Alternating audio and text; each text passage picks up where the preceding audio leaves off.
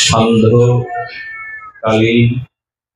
এই পরম সুমঙ্গল মাঙ্গলিক ভাগবতীয় ভক্তি যজ্ঞে হরিকথার শুভারম্ভে অস্মদীয় জীবন ধন জীবন সর্বস্ব প্রাত স্মরণীয় পরম বন্দনীয় শ্রী শ্রী গুরু মহারাজের রাতুল আতুল চরণার বিন্দে পরার্ধ করি দণ্ডবত প্রণতি।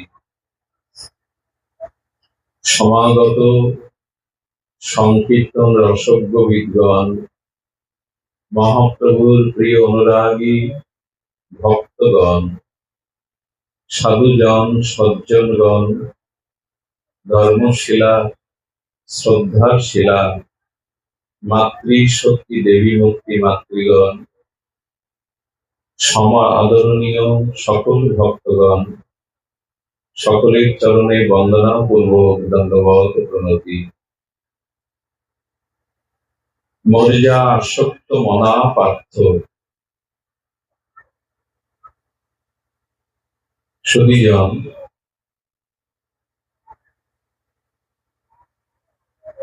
ভগবান তিনি তৃতীয় পাণ্ডব সখা অর্জুনকে সম্মুখে রেখে তিনি জগৎজিৎকে বলছেন, মর্যা আসক্ত মনা পার্থ। ভগবান বলছেন, আমাদের যে আসক্তি, সেই আসক্তি তুমি মন তোমার যে যে বস্তুতে আসক্তি প্রবল, মনের ওই আসক্তি তুমি আমাকে দাও। মর্যা আসক্ত মনা পার্থ বললেন, মনের মধ্যে আমাদের যে আসক্তি, এটা ভগবান চাইছে। আসক্তি কাকে বলে? আসক্তি মানে মোহ, আসক্তি মানে মমতা। যে যে বস্তুর প্রতি আমাদের মমতা মোহ, একে বলে আসক্তি। এখন আমাদের এই দেহের প্রতি, সংসারের প্রতি, পুত্র পরিজন স্ত্রী পুত্রের প্রতি, অর্থের প্রতি, মান সম্মানের প্রতি আমাদের মমত্ব, এবং এখানেই আমাদের আসক্তি। কিন্তু ভগবান বলছেন, মর্যা আসক্ত মনা পার্থ, তোমার আসক্তি আমায় দাও, তোমার মমত্ব মোহ আমাতে আসো। দেখুন, সংসারে থেকে কোন ব্যক্তি আসক্তি ত্যাগ করতে পারে না। এই সংসারে জ্ঞানী বা অজ্ঞানী, বিদ্বান বা মূর্খ, পণ্ডিত বা অজ্ঞানী, সকলের মোহ আছে, মমতা আছে, এটি ত্যাগ করা যায় না। ভগবান কিন্তু আসক্তি মোহ মমতা ত্যাগ করতে বলছেন না, বলছেন অন্যখানে না দিয়ে আমাকে দাও। আসক্তি আমরা ত্যাগ করতে পারবো না। কারো প্রতি মমতা, পুত্র কন্যা দেহ গেহ, এর প্রতি মমতা আমরা ত্যাগ করতে পারবো না। ভগবান বলছেন ওটা আমাকে দাও। আচ্ছা, কেউ যদি মমত্ব বা আসক্তি ভগবানকে না দিয়ে অন্যকে দেয়, বলেন সেটা তার জীবনে বড় অন্তরায় হয়ে, বাধা হয়ে দাঁড়াবে। দুঃখ, ব্যথা, যন্ত্রণা, পতন তার জন্য অপেক্ষা করছে। যিনি মনের আসক্তি ভগবানকে না দিয়ে সংসারকে দিয়েছেন, তার জন্য দুঃখ, পতন, তার এই জন্ম মৃত্যু জরা ব্যাধি, এর থেকে তার নিষ্কৃতি নাই। অর্জুন বলছেন আসক্তি ত্যাগ করতে পারবো না। এই দেহ গেহ পুত্র পরিজনের প্রতি, মমত্ব ত্যাগ করতে পারবো না। গোবিন্দ বলছেন ত্যাগ না করে আমার দিকে ফিরিয়ে দাও।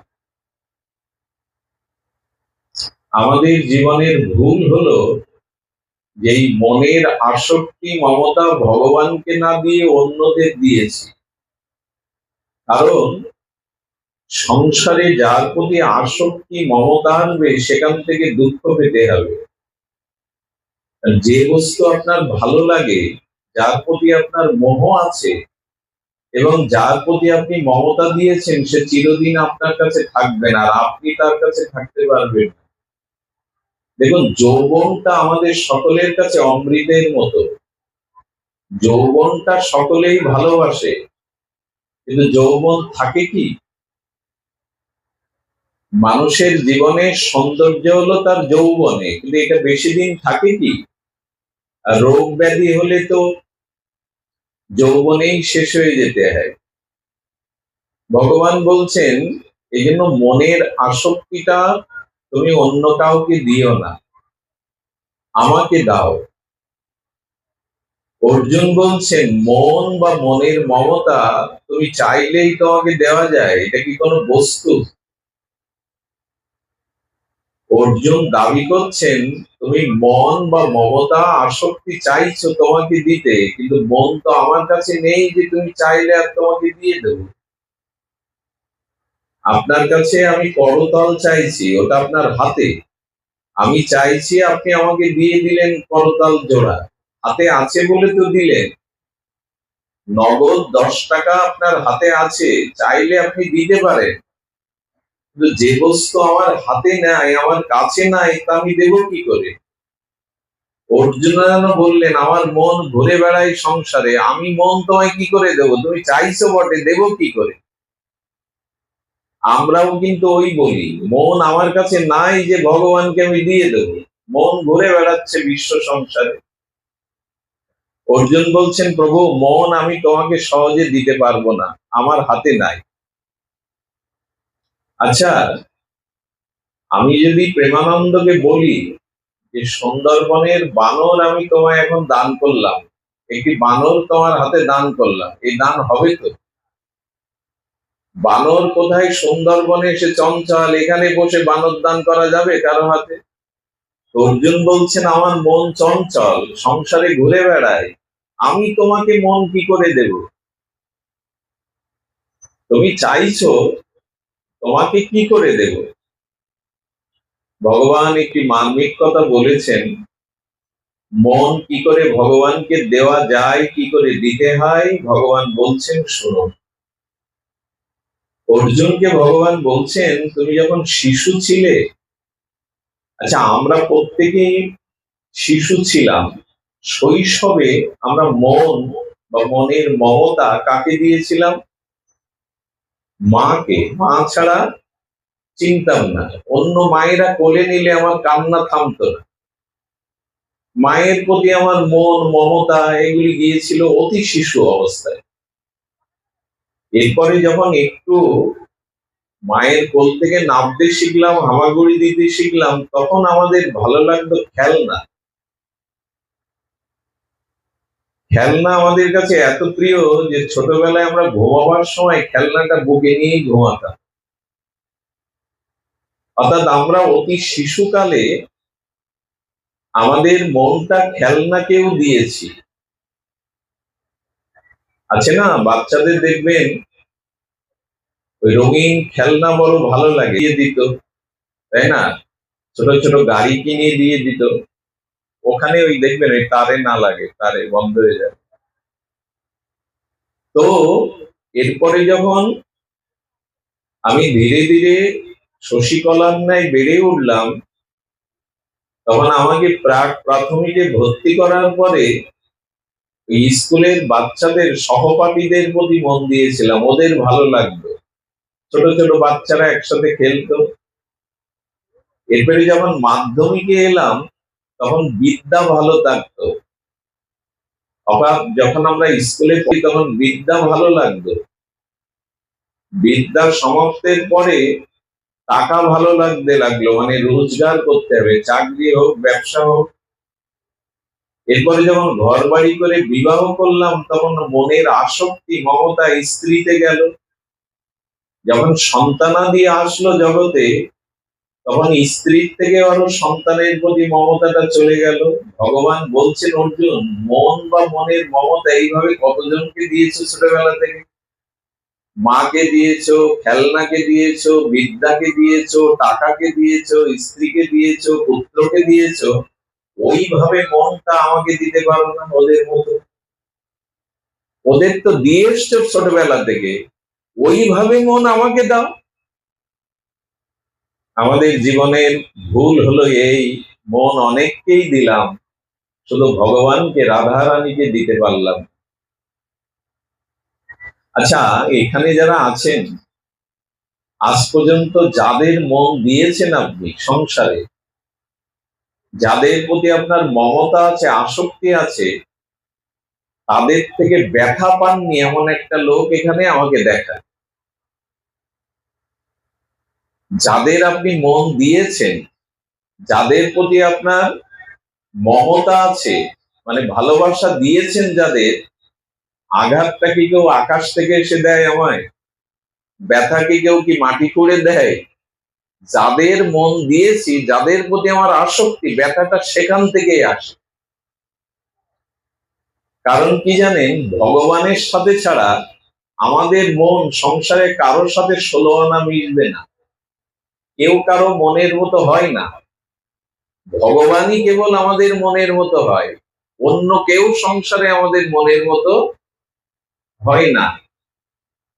এর আগেও আমি বলেছি, দুধ এবং চিনি, চিনি শর্করা দুগ্ধ দিয়ে জাল দিলেন, প্রক্ষালন করলেন, চিনির কণিকা সাদা শ্বেত মিষ্টির দানা দুধে মিশে যাবে। কিন্তু চিনির মতো পাথরের কণা দিয়ে দুধে দিয়ে জাল দিয়ে মিশাতে চেষ্টা করুন, মিশবে? পাথরের ছোট ছোট কণাগুলো দুধে দিয়ে আপনি প্রক্ষালন করুন, জাল দিন, চিনি মিশবে, পাথর মিশবে তো? কারণ চিনিও মিষ্টি, দুধের স্বরূপ দুধও মিষ্টি, ওটা সজাতীয়, মিশে যায়। কিন্তু পাথরের কুচি দুধে দিলে মিশবে না। গোবিন্দ বলছেন, মন আমাকে দাও, আমার সাথে তোমার মন মিশবে, কিন্তু সংসারে কারোর সাথে তোমার মন 16 আনা মিশবে না। মর্যা আসক্ত মনা পার্থ, ভগবানের কথা খুব ধ্যান দিয়ে শুনতে হবে, গুরুত্ব দিতে হবে। বলে তোমার মনের আসক্তি আমায় দাও। পৃথিবীতে বড় স্বার্থের জায়গা এটি, এই সংসার বড় স্বার্থের জায়গা। এর স্বরূপ যদি কেউ চিনতে পারে, জানতে পারে, তবে মনের মমতা ভগবানকে, সাধুগুরুকে ছাড়া অন্যকে মানুষ দিতে চাইতো না।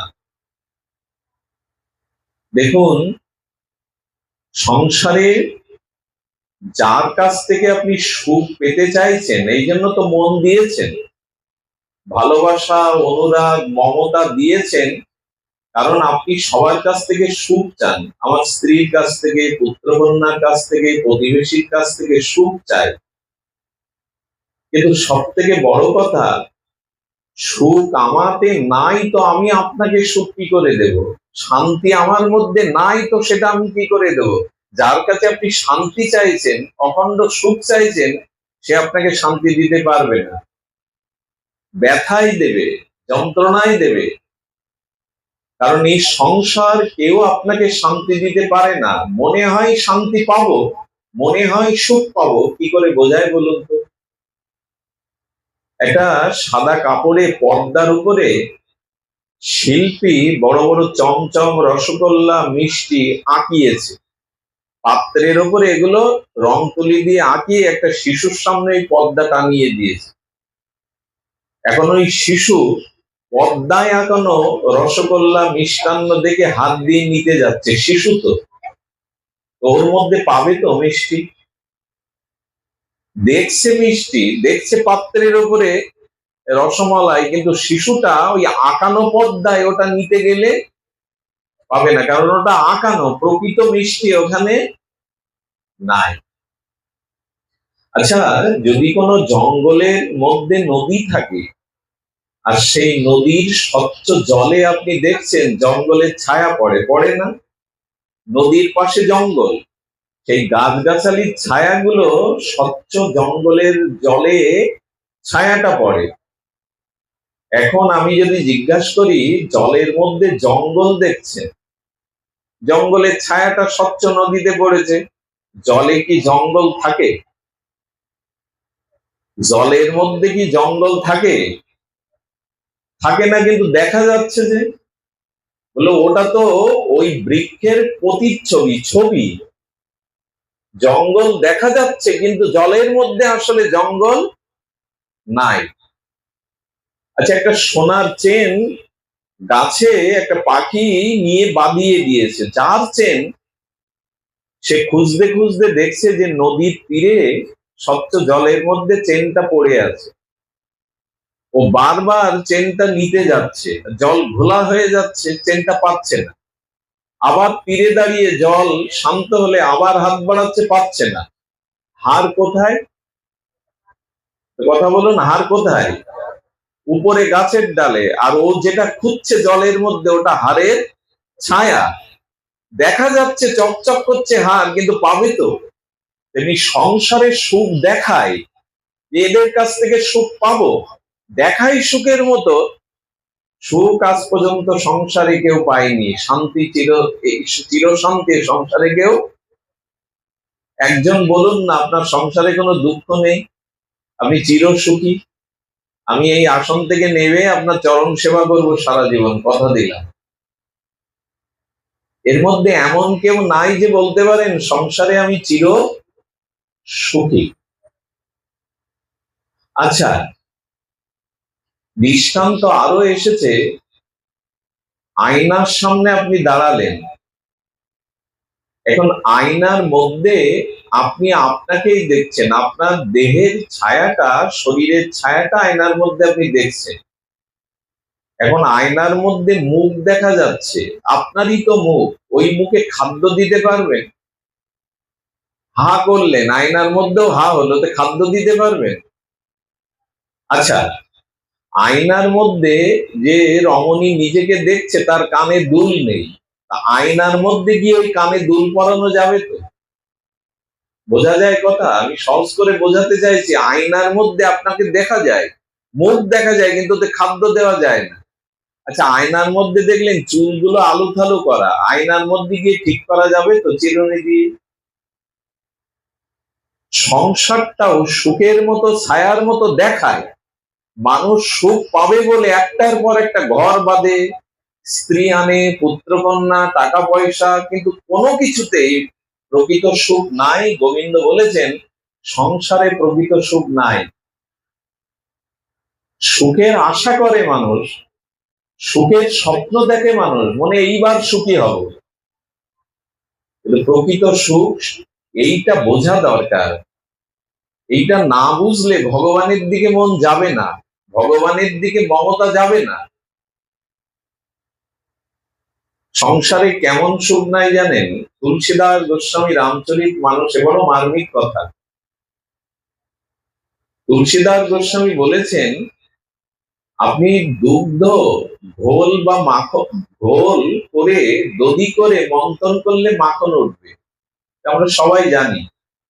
আচ্ছা, জল যদি আপনি 100 দিন ধরে মন্থন করেন, মাখন উঠবে? জল মন্থন করলে মাখন উঠবে? দধি বা ঘোল মন্থন করলে মাখন উঠবে? আচ্ছা, সরিষা তিল মাড়াই করে তেল পাওয়া যায়, বালি মাড়াই করলে তেল পাওয়া যাবে? আচ্ছা, আকাশে ফুলের বাগান হয়? আকাশ মানে শূন্য স্থান, ওখানে কোনো ফুলের বাগান হয়? এজন্য বলে আকাশ কুসুম, আকাশে কোনো কুসুম হয় না। কচ্ছপের পিঠে চুল গজায়? গজায় কি? এগুলো হয় না। কিন্তু তুলসীদাস বলছে যদি কোনোদিন আকাশেও ফুল ফোটে, যদি কখনো কচ্ছপের পিঠেও চুল গজায়, যদি কখনো বালি মাড়াই করে তেলও পাওয়া যায়, যদি বলছেন, হবে না যদি, অসম্ভব যদি সম্ভব হয়, যদি কখনো জল মন্থন করে মাখনও ওঠে, তবে তুলসীদাস বলছেন ভগবান বিনা কেউ সুখ পেতে পারে না, আনন্দ পেতে পারে না, একমাত্র সুখের আধার ভগবান। কৃষ্ণ বিনা সুখ দিতে নাহি অন্যজন।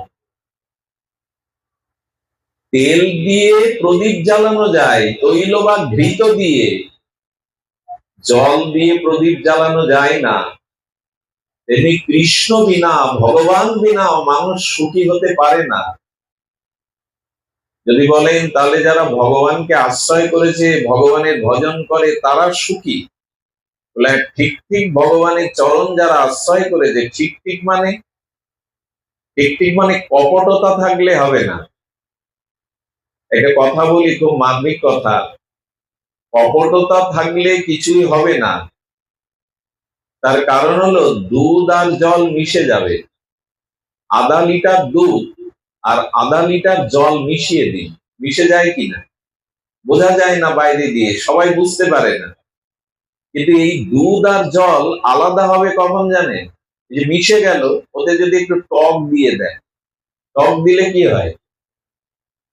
কথা বলুন, টক দিলে কি হয়? কেটে গিয়ে ছানাটা আলাদা হয় আর জলটা আলাদা হয়ে যায়। মানুষের মধ্যে যদি ঠক অর্থাৎ কপটতা থাকে, মনে এক মুখে এক, সে কখনোই ভগবানের সাথে ভগবান ভজনে এগিয়ে যেতে পারবে না। আজ মানুষের ওই হলো দুর্দশা, মুখে এক আর মনে আর এক, সরলতা নেই, সব কানে কুটিলতা, কপটতা। এই জন্য ভগবানের সাথে আমাদের মিলনটা হয় না। দুধ আর জল মেশে, কিন্তু টক দিয়ে দিলে আলাদা। এই জন্য ভগবানকে যেটুকু ভজন করছেন সরল হয়ে করতে হবে। আচ্ছা, 1 বছরের একটা শিশু, 2 বছরের বালক বাড়িতে যখন হাসে, মন খোলা প্রাণ চঞ্চল হাসিতে সবার মন ভালো লাগে কিনা? শিশুর হাসি। ওই শিশু যখন 80 বছরের বৃদ্ধ হয়, তখন হাসলে সবার মন ভালো লাগে তো? কথা বলুন, সহজ করে আলোচনা করি, ভালো লাগে? একই ব্যক্তি তো হাসছে, কিন্তু শিশুর মধ্যে যে সরলতাটা ছিল 80 বছরে এসে ওর মনের মধ্যে সেই সরলতাটা, এই জন্য শিশুর হাসি দুঃখীরও মন ভালো করে দেয়। যাদের ঘরে চিন্তা দুর্ভাবনা, শিশুর হাসি দেখলে কোলে নিলে তাদেরও মন ভালো হয়। কারণ ওই বৃদ্ধ বয়সে শিশুর মতো সরলতা তার মনে আর নাই। ভগবান বললেন মন আমাকে দাও, মনের যে মমতা আমাকে দাও, যদি দিতে পারো তখনই প্রকৃত তুমি শান্তি বা প্রকৃত আনন্দ পাবে। এ সংসার বড় বিচিত্র, এ সংসার এত বিচিত্র, যেখানে নিজের সুখ না পেলে কেউ আর কারো আপন থাকে না। আমি আপনার কাছ থেকে সুখ পাচ্ছি বলে আমার আমার করছি, আমি করছি, তুমি আমার আমি তোমার। যেই আমি আর সুখ পাবো না আপনার থেকে, আপনাকে আর আমি মনে রাখবো না। কি বাবা? আচ্ছা, তো ধ্যান দিন, সংসার কেমন জায়গা? জয় রাধে, জয় রাধে। এই শব্দটাই আসলে সমস্যা হয়ে যাচ্ছে, বন্ধ করে দিই।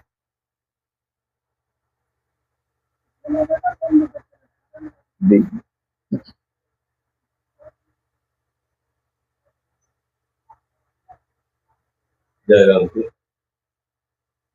আমরা ফিরে আসি। সংসার এমন একটি জায়গা, আপনাদের একটা দৃষ্টান্ত দিলে পরিষ্কার বুঝতে পারবেন। আসলে এই শব্দটাই কেমন মস্তিষ্কে যন্ত্রণার কারণ হচ্ছিল, কথাটা হৃদয়ে পৌঁছাচ্ছিল না। বাইরে যদি এর থেকে বেশি শব্দ হয়, মনোযোগ হয় না। ধ্যান দিন। চলচ্চিত্র, যারা সিনেমা দেখেন, চলচ্চিত্র দেখেন, ওই পর্দার উপরে নদী দেখায়, দেখায় না? চলচ্চিত্রে দেখাচ্ছে কক্সবাজার, পুরীর সমুদ্র, ওই পর্দা তো কাপড়ে, ওই সমুদ্রে পর্দা ভিজে যায় তো। শুনছেন কি আমার কথা? পদ্মা দেখা যায় কিনা চলচ্চিত্রে? সাগর দেখাচ্ছে, নদী দেখাচ্ছে, তো ওতে পদ্মা ভেজে তো। আচ্ছা, আগুন জ্বালাবার দৃশ্য দেখায়, কোথাও একটা গ্রামে বাড়িতে আগুন লেগেছে, পদ্মাই তো দেখায়, পদ্মা পুড়ে যায় তো। কিন্তু ওই সিনেমা কোটি কোটি টাকা ব্যয় করে, বোম্বের এক একটা সিনেমা তৈরি করতে কয়েকশো কোটি টাকা ব্যয় হয়, 300 কোটির বাজেট থাকে। এখন ওই দৃশ্য দেখছি যে পদ্মায় আগুন লেগেছে, মানে শহরে আগুন লেগেছে, বাড়িতে আগুন লেগেছে, কিন্তু পদ্মা পুড়ে যায় না। আচ্ছা, লক্ষ্য করবেন ওই পর্দার মধ্যে দৃশ্যগুলো একটার পর একটা সরে যায়, এই জন্য বলে চলচ্চিত্র। আচ্ছা, সিনেমার পর্দায় যদি দৃশ্য এক জায়গায় দাঁড়িয়ে থাকে, কেউ দেখবে না আরো ছবি? সিনেমা হলে যারা যেতেন, ওই পর্দা বন্ধ হয়ে গেলে দৃশ্য সবাই গালি দিত, চিৎকার করত। সংসারটা কেমন জানেন, সব সরে যাচ্ছে, একটার পর এক দৃশ্য সরে। শিশু ছিলাম, কিশোর হলাম, যৌবন এলো, এরপর পৌরত্ব এলো, বার্ধক্য এলো, যারা দৃশ্য বদলে যাচ্ছে কিনা। এই কথা বলবেন না, এদিকে ধ্যান দিন, আর এদিকে আসার দরকার নেই, যে যেখানে আছেন ওখানে বসুন, বারবার ওঠা নামা না করে ওখানে বসুন, শব্দ যেখানে যায় ওখানে বসে শুনুন। তো চলচ্চিত্রের মধ্যে যেমন চলে চলে যায়, সংসারে চিরদিন কেউ কারো থাকে না, চলচ্চিত্রে পদ্মার মতো। ধ্যান দিন, মা নড়াচড়া করো না, এক জায়গায় বসে পড়ো। কেমন আমাদের ভাগবতে একটি উপাখ্যান আছে, আপনাদের খুব ভালো লাগবে যদি একটা জিনিস বলি। ভাগবত শুনতে গেলে আপনাদের মন দিতে হবে, পাত্র না হলে কিন্তু হবে না। আচ্ছা, গঙ্গায় কেউ মাটির ঘর নিয়ে গেছে, আর স্রোতস্বিনী গঙ্গায় কেউ বড় একটা কলসি নিয়ে গেছে, আর একজন মেশিন নিয়ে একটা বড় 1 কুইন্টাল পাত্রে জল নিতে গেছে। যে ঘটে জল নিচ্ছে, যে কলসিতে জল নিচ্ছে, সে গঙ্গাকে বলছে, তুমি ওকে 1 কুইন্টাল জল দিলে আমাকে 1 ঘটি দিলে কেন? গঙ্গা বলছে, আমাদের জল আছে, তোমার পাত্র যেমন, তুমি তো ততটুকু আমার কাছ থেকে পাবে। এই হরি কথাকে গঙ্গা বলে। এখানে যার মন যতটুকু পাত্র, সেখান থেকে ততটুকু নিতে পারে। এটা গঙ্গার দোষ না, যার কাছে পাত্র যতটুকু। আচ্ছা, আরো একটা দৃষ্টান্ত দেখুন, এই বিদ্যুতের তারের মধ্যে যে শক্তিটা সমানভাবে আসছে কিনা। বিদ্যুতের তারের মধ্যে যে উপাদান শক্তি সমান, কম বেশি না। কিন্তু এই তারের আগায় 100 পাওয়ারের একটা বাল্ব জ্বালালেন আর 20 পাওয়ারের একটা বাল্ব জ্বালালেন, তারের মধ্যে কিন্তু বিদ্যুৎ শক্তি সমান প্রবাহ হচ্ছে, কিন্তু বাল্বে এসে আলো সমান দেবে কি? যদি বলেন তারের ভেতরে শক্তি সমান, উপাদান সমান, তো আলো কম বেশি কেন? এটা কি বিদ্যুতের তারের জন্য, শক্তির জন্য, না কিসের জন্য? বাল্বের ক্ষমতা যেমন, পাত্রের ক্ষমতা যেমন, ও আলো ততটুকু দিচ্ছে। এই একই হরিকথা শুনতে এসে কেউ তরে যায়, কেউ প্রেম ভক্তি লাভ করে, আবার কেউ মরে পড়ে যায়। এর কারণ যার শ্রদ্ধা যেমন, যার হৃদয় যেমন ভাবে হরিকথা নেয়, সে ততটুকু পেতে পারে এখান থেকে। পাত্র দরকার। আচ্ছা, এই সাদা কাপড়টা গেরুয়া কালার করব, বাবার ধামে যাব বা সন্ন্যাস নেব, আপনি একটা জলের পাত্রে গেরুয়া রং গুলেছেন, কাপড়টা ওই রঙের মধ্যে না চুপিয়ে ওই পাত্রের পাশে ধুলাতে রেখে দিয়েছেন, পাত্রের গায়ে পাশে, কালার হবে তো, গেরুয়া রং হবে তো? কেন হবে না? ধুলার রং হবে, ধুলায় রেখে দিয়েছে, ধুলা লাগবে কিন্তু গেরুয়া রং লাগবে না, কারণ ওই রঙের মধ্যে, পাত্রের মধ্যে কাপড়টা চুবাতে হবে। আমি বোঝাতে চাইছি, ভাগবতে অনেকেই আসে, ভাগবতে সে 3টে জিনিস নিয়ন্ত্রণ না করলে ভাগবত থেকে কেউ নিতে পারে না। আর এই 3টে জিনিস দেখে বলা যায় কে ভাগবত প্রকৃত শ্রোতা, কে নিতে এসছে। প্রথমত চোখ, প্রথমত চোখ। দেখবেন ভাগবতে বসেছে,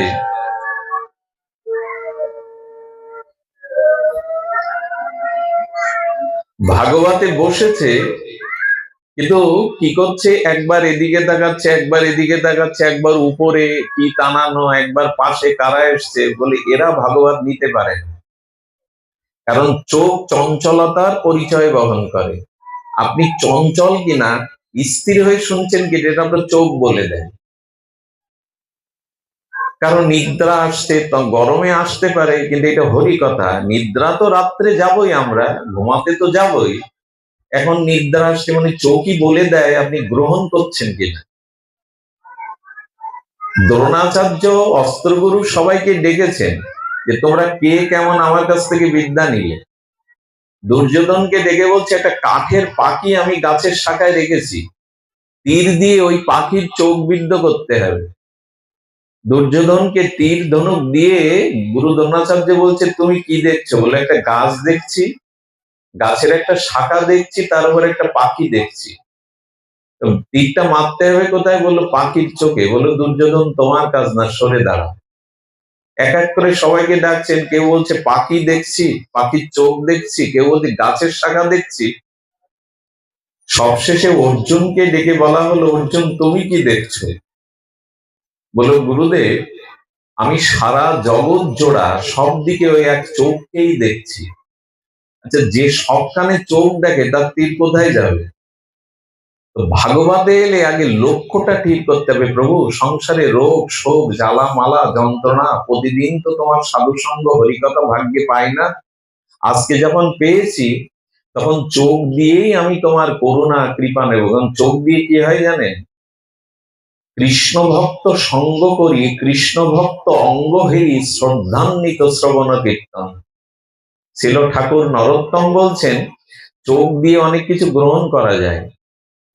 কেমন গ্রহণ করা যায়? আফ্রিকার জঙ্গলে সরসিপ বলে একটা সাপ আছে, সে এক জায়গায় দাঁড়িয়ে সামনে যে প্রাণীগুলো যায় চোখ দিয়ে বিষ বিস্ফোরণ করে ওই প্রাণীকে আটকে দেয়, ওইভাবে শিকার করে। চোখে যদি কারো বিষ বিস্ফোরিত হয়, প্রাণী আটকানো হয়, মহাপ্রভু নিতাই চাঁদ হরি বলে বাহু তুলে যেদিকে তাকাতেন তার প্রেম হয়ে যেত। হরি বলি বাহু তুলি প্রেম দৃষ্টি চাই, করিয়া কলমসনাশ প্রেমেতে ভাসে। যার দিকে তাকাতেন তার প্রেম হয়ে যেত। একটা জিনিস শুনে রাখুন, ভগবানের কোন প্রিয় ভক্তের দিকে যদি তাকান, ওই ভক্তের হৃদয়ে, শুদ্ধ ভক্তের হৃদয়ে যে ভজনের অনুভূতি আছে ওটা চোখের মধ্যে দিয়ে আপনার মধ্যেও সঞ্চারিত হয়। যেমন কুদৃশ্য দেখলে মনের মধ্যে কুভাবনা জাগে, সুদৃশ্য দেখলে মনে সুভাবনা। দেখি তো, দেখার মধ্যেই তো ওগুলো আসে। এই জন্য দৃষ্টিটা স্থির করে ভাগবত শুনতে হয়। এর উপরে কি হচ্ছে ওদের নিষেধ করুন, ভোগ লাগাতে ওই উলোধ্বনি টনি নিষেধ করুন। কি করে বোঝে না। জয় রাধে। ভাগবত চলাকালীন যদি ভোগ নিবেদন করতে হয় তো তুলসী পাতা দিয়ে শব্দ করার প্রয়োজন নেই। ভাগবত শব্দই মন্ত্র, এগুলো মহামন্ত্র। ধ্যান দিন। আরেকটি জিনিস হলো, মানুষ স্থির হয়ে যদি না বসে তো সে নিতে পারবে না। 4 দিন এক জায়গায় বসেছে পরীক্ষিত মহারাজ, জলও পান করেনি। গুরুদেব পরীক্ষিত মহারাজকে বলছেন, রাজন 4টি দিন একই আসনে একইভাবে বসে আছেন, যান একটু বাইরে গিয়ে ফল জল একটু মুখে দিয়ে আসুন। বলে সারা জীবন চঞ্চল ছিলাম, স্থির হয়ে ভগবানের কথা ভগবানের ভাবনা ভাবিনি। আর একটু জলের তৃষ্ণায় মুনির গলে সাপ জড়িয়ে আজ এই অভিশপ্ত হয়েছে। তাই যতক্ষণ আপনি হরিকথা বলবেন ততক্ষণ যেন এই আসন থেকে আমি না উঠি। একাধারে 3 ঘন্টা যদি মানুষ স্থির হয়ে বসতে পারে তখন তার আসন সিদ্ধি হয়। একাধারে মানুষ যদি 3 ঘন্টা একই আসনে স্থির হয়ে বসতে পারে তার আসন শুদ্ধি হয়। জপ ধ্যান তো অনেক পরে, এই জন্য স্থির হয়ে বসতে হয়, তাহলে গ্রহণ করা যায়। জল যদি নড়ে, ওইখানে মুখটা দেখতে গেলে কি হবে? মুখটা স্থির দেখা যাবে? আপনি বারবার যদি ওঠেন আসেন যান চঞ্চল হন, ভাগবত নিতে পারবেন। তৃতীয় হলো, শাস্ত্রে বলছেন চক্ষু দেহের স্থিরতা এগুলি না এলে পাত্র হওয়া যায় না। আগেই বলেছি, তারের উপরে মানে তারের মুখে যদি 20 পাওয়ারের বাল্ব দেন, তারের মধ্যে শক্তি সমান 500 পাওয়ারের বাল্ব দিলে দুটো আলো সমান হয় না। এটা পাত্রের ব্যবধান, তারের শক্তি সমান আছে। যেমন এখানে ভাগবত যারা শুনতে এসছেন তাদের যদি মন প্রাণ ভাগবত অভিমুখী হয় তাহলে আপনারা এর থেকে শক্তি পেতে পারেন, এর থেকে শোক ভয় মোহ দূর হতে পারে, জীবনের নতুন কোনো ভাবনা আপনার জীবনে এসে পরিবর্তন হতে পারে। কিন্তু পাত্র তো হতে হবে। আপনি যতই অমৃত ঢালুন, পাত্র ছিদ্র হলে তাতে দাঁড়াবে না। যার শ্রদ্ধা নেই বিশ্বাস নেই সে আমি কেন, এখানে ব্রহ্মাও যদি ভাগবত কথা বলে আপনার শ্রদ্ধা না থাকে তো কিছু হবে না। আসুন আমরা ফিরে আসি, সংসারটা কেমন এটা বোঝাতে গিয়ে ভাগবতের একটা চরিত্র রূপায়ণ করেছেন। সেটি হলো ভর্তৃহরি। তিনি রাজা ছিলেন, খুব বড় রাজা ছিলেন, ন্যায়পরায়ণ ছিলেন, ভগবতমুখী ছিলেন। এক ঋষি ওনারই রাজ্যে তপবনে তপস্যা করতে করতে এক দেবতা সন্তুষ্ট হয়েছিলেন। দেবতা এসে তাকে একটা অমৃত ফল দিয়েছিলেন। ঋষি, ত্যাগ বৈরাগ্য তিতিক্ষার দ্বারা আপনি তপস্যা করছেন, এই ফলটা আপনি পান। এই ফল সেবা করলে 100 বছর পরমায়ুতে আপনার শরীরে কোনো ব্যাধি রোগ আসবে না, অটুট যৌবন অটুট শরীরে আপনি ঈশ্বরের জপ ধ্যান করতে পারবেন। ঋষি বললেন, আমি তপস্যার দ্বারা ইন্দ্র জয় করে মুক্তি পেতে চাই, ফল আমার প্রয়োজন নেই। তবে দেবতা এসেছেন দিতে, ফলটা হাতে নিয়েছেন, নিয়ে উনি মনে করছেন আমি বেঁচে থেকে 100 বছর কি করব, আমি তো তপস্যার দ্বারা উদ্ধার হব। কিন্তু আমাদের রাজা ভর্তৃহরি উনি ন্যায় বৎসল প্রজা বৎসল, উনি যদি 100 বছর বেঁচে থাকেন প্রজাদের কল্যাণ হবে, মানুষের কল্যাণ হবে। ঋষিরা ভক্তরা তো অন্যের কল্যাণ চিন্তা করে। কাকে ডাকছেন?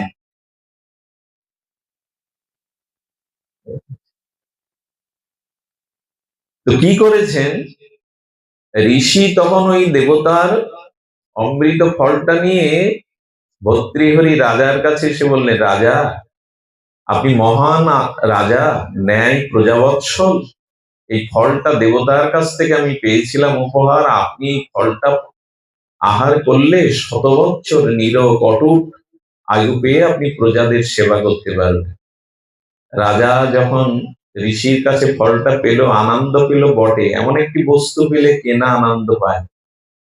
কিন্তু মানুষের একটা স্বভাব দেখবেন, দাদু বাজার করতে গেছে, পকেটে 10টা টাকা আছে, ভ্যান ভাড়া, কিন্তু মনে করছে নাতনিটা তো গেলেই বলবে দাদু কি এনেছো। লিস্টিতে নিয়ে গেছে লবণ তেল ঝাল, লিস্টিতে কিন্তু রসগোল্লার কথাটা মিষ্টির কথাটা লেখা নেই। কিন্তু যে যাকে ভালোবাসে তার কথা তার মনে পড়ে, যেখানে যায় তার কথা তার মনে পড়ে। সে কি করে জানেন, ওই 10 টাকা দিয়ে একটা মিষ্টি এনে পায়ে হেঁটে বাড়ি আসে। দাদুর মুখটা আনন্দে ভরে যাবে মিষ্টিটা দিতে পারলে। তো যে যাকে ভালোবাসে হাতে বা তার জীবনে কোনো জিনিস পেলে মনে হয় ওকে একটু দিতে পারত। রাজা প্রাণের থেকে ভালোবাসতো তার রানীকে, বলেন এই ফলটা আমি না খেয়ে যদি রানীকে দেই, রানী শতবৎসর সুস্থ থাকবে, তার যৌবন অটুট থাকবে, সে সেবা করতে পারবে সবার। দৌড়ে গিয়ে রানীকে বলছে, রানী সব থেকে তো জগতে তোমায় ভালোবাসি, এই দেবতার দেওয়া ঋষির দেওয়া ফলটা তুমি পাও, 100 বৎসর নিরোগ শরীরে পরমায়ু 100 বৎসর পাবে, তুমি ভালো থাকলে আমি ভালো থাকবো। এটাই তো ভালোবাসার নমুনা। রাজাকে একটু হাসি মুখে স্তুতি, এত ভালোবাসা আমায় বলে বিদায় দিল, রাজকর্মে রাজা চলে গেল। রানীর মাথায় ওই যে চলচ্চিত্র বলেছিলাম না, একটার পর একটা দৃশ্য চলে যায়, রানী আবার ভালোবাসে ওই রাজার সেনাপতি। এই সংসারটা যে বাইরে মনে করছেন আপনাকে ও ভালোবাসে, কিন্তু এই ভালোবাসাটা চেনা, মানুষের চরিত্র চেনা খুব মুশকিল। রানী ওই সেনাপতিকে ভালোবাসে, তাকে গোপনে ডেকে বলছে, দেখো তুমি তোমার সব, তুমি সুখে থাকলেই আমি সুখী, এই ফলটা তুমি পাও, তাহলে তুমি 100 বৎসর সুস্থ হয়ে পরমায়ু পেয়ে আর সুখী হতে পারবে। রানীকে স্তুতি করে প্রশংসা করে আর সেই সেনাপতি ফলটা বলল, এখানে তো দাঁড়ানো ঠিক হবে না, আমি আমার গৃহে গিয়ে ফলটা পাবো। ওই ফল নিয়ে সেনাপতি কোথায় গেছে, এই যেমন বললাম সিনেমার পর্দায় দৃশ্য বদলায়, ওই সেনাপতি ভালোবাসে আবার রাজবেশ্যাকে, অপরূপ সুন্দরী, সে রাজবেশ্যাকে ডেকে বলছে, তোমায় তো ভালোবাসি, ফলটা তুমি পাও, তুমি পেলে তুমি 100 বৎসর যৌবনাবতী থাকবে, তাতে আমার সুখ হবে। ওকে স্তুতি করে প্রশংসা করে বিদায় দিল। সারা রাত পতিতা চিন্তা করেছে এই পাপের দেহ, কত অন্যায় কত পাপ এই দেহে করেছি, এই ফল খেয়ে আমি 100 বছর বেঁচে থেকে তো পাপ ছাড়া আমার দ্বারা পুণ্য নয়, এই ফলটা যদি রাজাকে দেওয়া যেত, এই রাজা বেঁচে থাকলে অনেক কল্যাণ হতো। ঘুরে ফিরে সকালবেলা রাজবেশ্যাতেও দর্শন চেয়েছে রাজা, রাজার সামনে ফলটা নিয়ে বলছেন এই ফলটা আপনি পান, তাতে প্রজাদের কল্যাণ হবে, জগতের হিত হবে। রাজা দেখছে কালকে যে ফলটা রানীকে দিয়েছিলাম এই ফলটা পতিতার হাতে। রাজা বললেন সত্য করে বলো, নাহলে আমি তোমায় প্রাণদণ্ড দেবো, এই ফল কোথায় পেয়েছে? মিথ্যা বলবো কেন, আপনার সেনাপতি আমায় ভালোবাসে, সেনাপতি ফলটা আমায় দিয়েছে। সেনাপতিকে ডাকার পরে বললেন একদিকে মৃত্যুদণ্ড আর একদিকে সত্য কথা বলো। বলো রাজা মিথ্যা বলবো কেন, রানী আপনার ঘরে আছে কিন্তু তার মনটা আমাকে, সে আমাকে ভালোবাসে। ওই দিনই, আমি গল্প শোনাচ্ছি না আপনাদের, ওই দিনই ভর্তৃহরি রাজা রাজমুকুটটা এক বিশ্বস্ত মন্ত্রীর মাথায় দিয়ে নিজের গর্ভধারীকে প্রণাম করে বলেছিল, মা সংসারকে এতদিন বুঝতে পারিনি আমি, সংসারের রূপটা বুঝতে পেরেছি, তাই আর না, বাকি জীবনটা আমি ভগবানের ভজন করেই তপবনে কাটাবো। একটা বাবা মা একটা মেয়েকে কত আদর করে প্রতিপালন করে, গর্ভে ধারণ করে। আজকাল কি হয় জানেন, আজকাল কি হয়, ওই মেয়েটা তাকে কলেজে পড়ায়, বুকে রক্ত জল করে মানুষ করে, অথচ সে ধর্ম ত্যাগ করে অন্য ধর্মে চলে গিয়ে কোলে দাঁড়িয়ে বলে আমি বাবা মা চিনি না, আমি বাবা মা চিনি না, আমি গাছতলায় থাকবো তবু ওদের কাছে ফিরে যাব না, আমি কারাগারে কাটাবো তবু ওদের কাছে ফিরে যাব না। সংসারের ভালোবাসার রূপ যদি দেখতেন তাহলে গোবিন্দের এই গীতার বাণী মেনে নিতেন, মর্যা শক্ত মনা পার্থ পার্থ, মনের আসক্তি মনের মমতা আমায় দাও, অন্যখানে দিও না। তবে স্ত্রী পুত্র পিতামাতা এদের কি দেব, বলে এদের প্রতি দায়িত্ব কর্তব্য দাও, ভালোবাসা অনুরাগ এদের দিতে যেও না। কথাটা আবার ভুল বুঝবেন না, পিতা মাতা পুত্র কন্যা এদের প্রতি আপনার যে দায়িত্ব, সেই দায়িত্বটা পালন করুন, কিন্তু মনের যে মমতা আসক্তি এটা ভগবানকে দিন। আমাদের ভুল অনেক জন্মই হয়ে গেছে, ভালোবাসাটা কোথায় দিতে হয় এটা আজও জানলাম না। যাদের ভালোবাসলাম আজকাল দেখবেন পিতামাতাকেও পর্যন্ত একটু আগে আসতে হয়, এভাবে আসলে ওই শ্রোতাদের মনোবিঘ্ন ঘটে। আসুন সামনে, ভগবানের কথা শুনতে গেলে একটু সময় ভগবানকে দিতে হবে। বিদ্যুৎ বিলটা বেলা 1টা পর্যন্ত নেবে, আমি কটায় যাই? এবং ভগবানের কথা যেদিন হয় সেদিন নিজের সময়টা নিজের কাজটা ত্যাগ করে একটু তার কাছে আসতে হয়। সুধীজন শ্রবণ করুন, বলছিলাম যে সংসারে আপনি কর্তব্যটা দিন। দেখুন ভগবানকে মন দিতে হবে কেমন, এটা লক্ষণকে দিয়ে রামচরিত মানুষের যদি শোনেন না হৃদয়ে আনন্দ পাবে, আপনার হৃদয়ে একটা পরম প্রসন্নতা আসবে, কারণ হরিকথা অমৃত বলা হয়। এই হরি কথার মধ্যেই স্বয়ং হরি আছে, তার লীলার মধ্যে তিনি আছেন, এটি কানে গেলে আপনার চিত্ত শান্ত হবে। অনাদি যন্ত্রণা, বহুদিন তাপের মধ্যে বৃষ্টি নামলে ঠান্ডা হাওয়া আসলে যেমন সেই গরমের তাপদাহ প্রবাহ হতে শান্তি পায়, হরিকথাও হৃদয়ে শান্তি দেয়। লক্ষণ রামচন্দ্রের চরণে বনবাস গমনের আগে বলছেন, প্রভু আমি আপনার চরণ সেবার জন্য আপনার সাথে 14 বছর বনবাসে যাব। রাম বললেন আমার পরেই তো তোমার অবস্থান, তোমার বনবাস হয়নি, তুমি অযোধ্যার সিংহাসনে বসে পিতামাতা প্রজাদের দেখবে, এটা আমার আদেশ, এটা তোমার ধর্ম। এই অযোধ্যার সিংহাসন পড়ে থাকলে হবে না, আমার পরে তোমার তোমার বনবাস হয়নি। লক্ষণ কি বল, এই দেখুন ভগবানকে কেন ভালোবাসাটা দিতে হয়। লক্ষণ বলছেন আমি ধর্ম মানি না। খুব অদ্ভুত কথা, শুনলে হৃদয়ে আনন্দ পাবেন। বলছেন আমি ধর্ম মানি না, আমি পরম ধর্ম মানি। শব্দটা আবার বলি, ধর্ম আর পরম ধর্ম। পরম মানে শ্রেষ্ঠ, আমি পরম ধর্ম মানি। বললেন, কেমন তোমার পরম ধর্ম? তুমি পিতামাতাকে সেবা করতে চাইছো না, প্রজাদের সেবা করতে চাইছো না, তুমি এই অযোধ্যার সিংহাসন খালি রাখতে চাইছো, তো তোমার এটা এটা কি পরম ধর্ম? বলে, শোনো প্রভু, ধর্ম ধর্মের লক্ষণ 6টি। ধর্ম করছেন কি না বোঝা যাবে 6টি লক্ষণে। বেদ ভগবান বলেছেন এই 6টি ধর্মের লক্ষণ। একটা হলো মাতৃ দেব ভব, যিনি মাকে সেবা করেন, মাকে দেবীগান করেন, গর্ভধারিণীকে।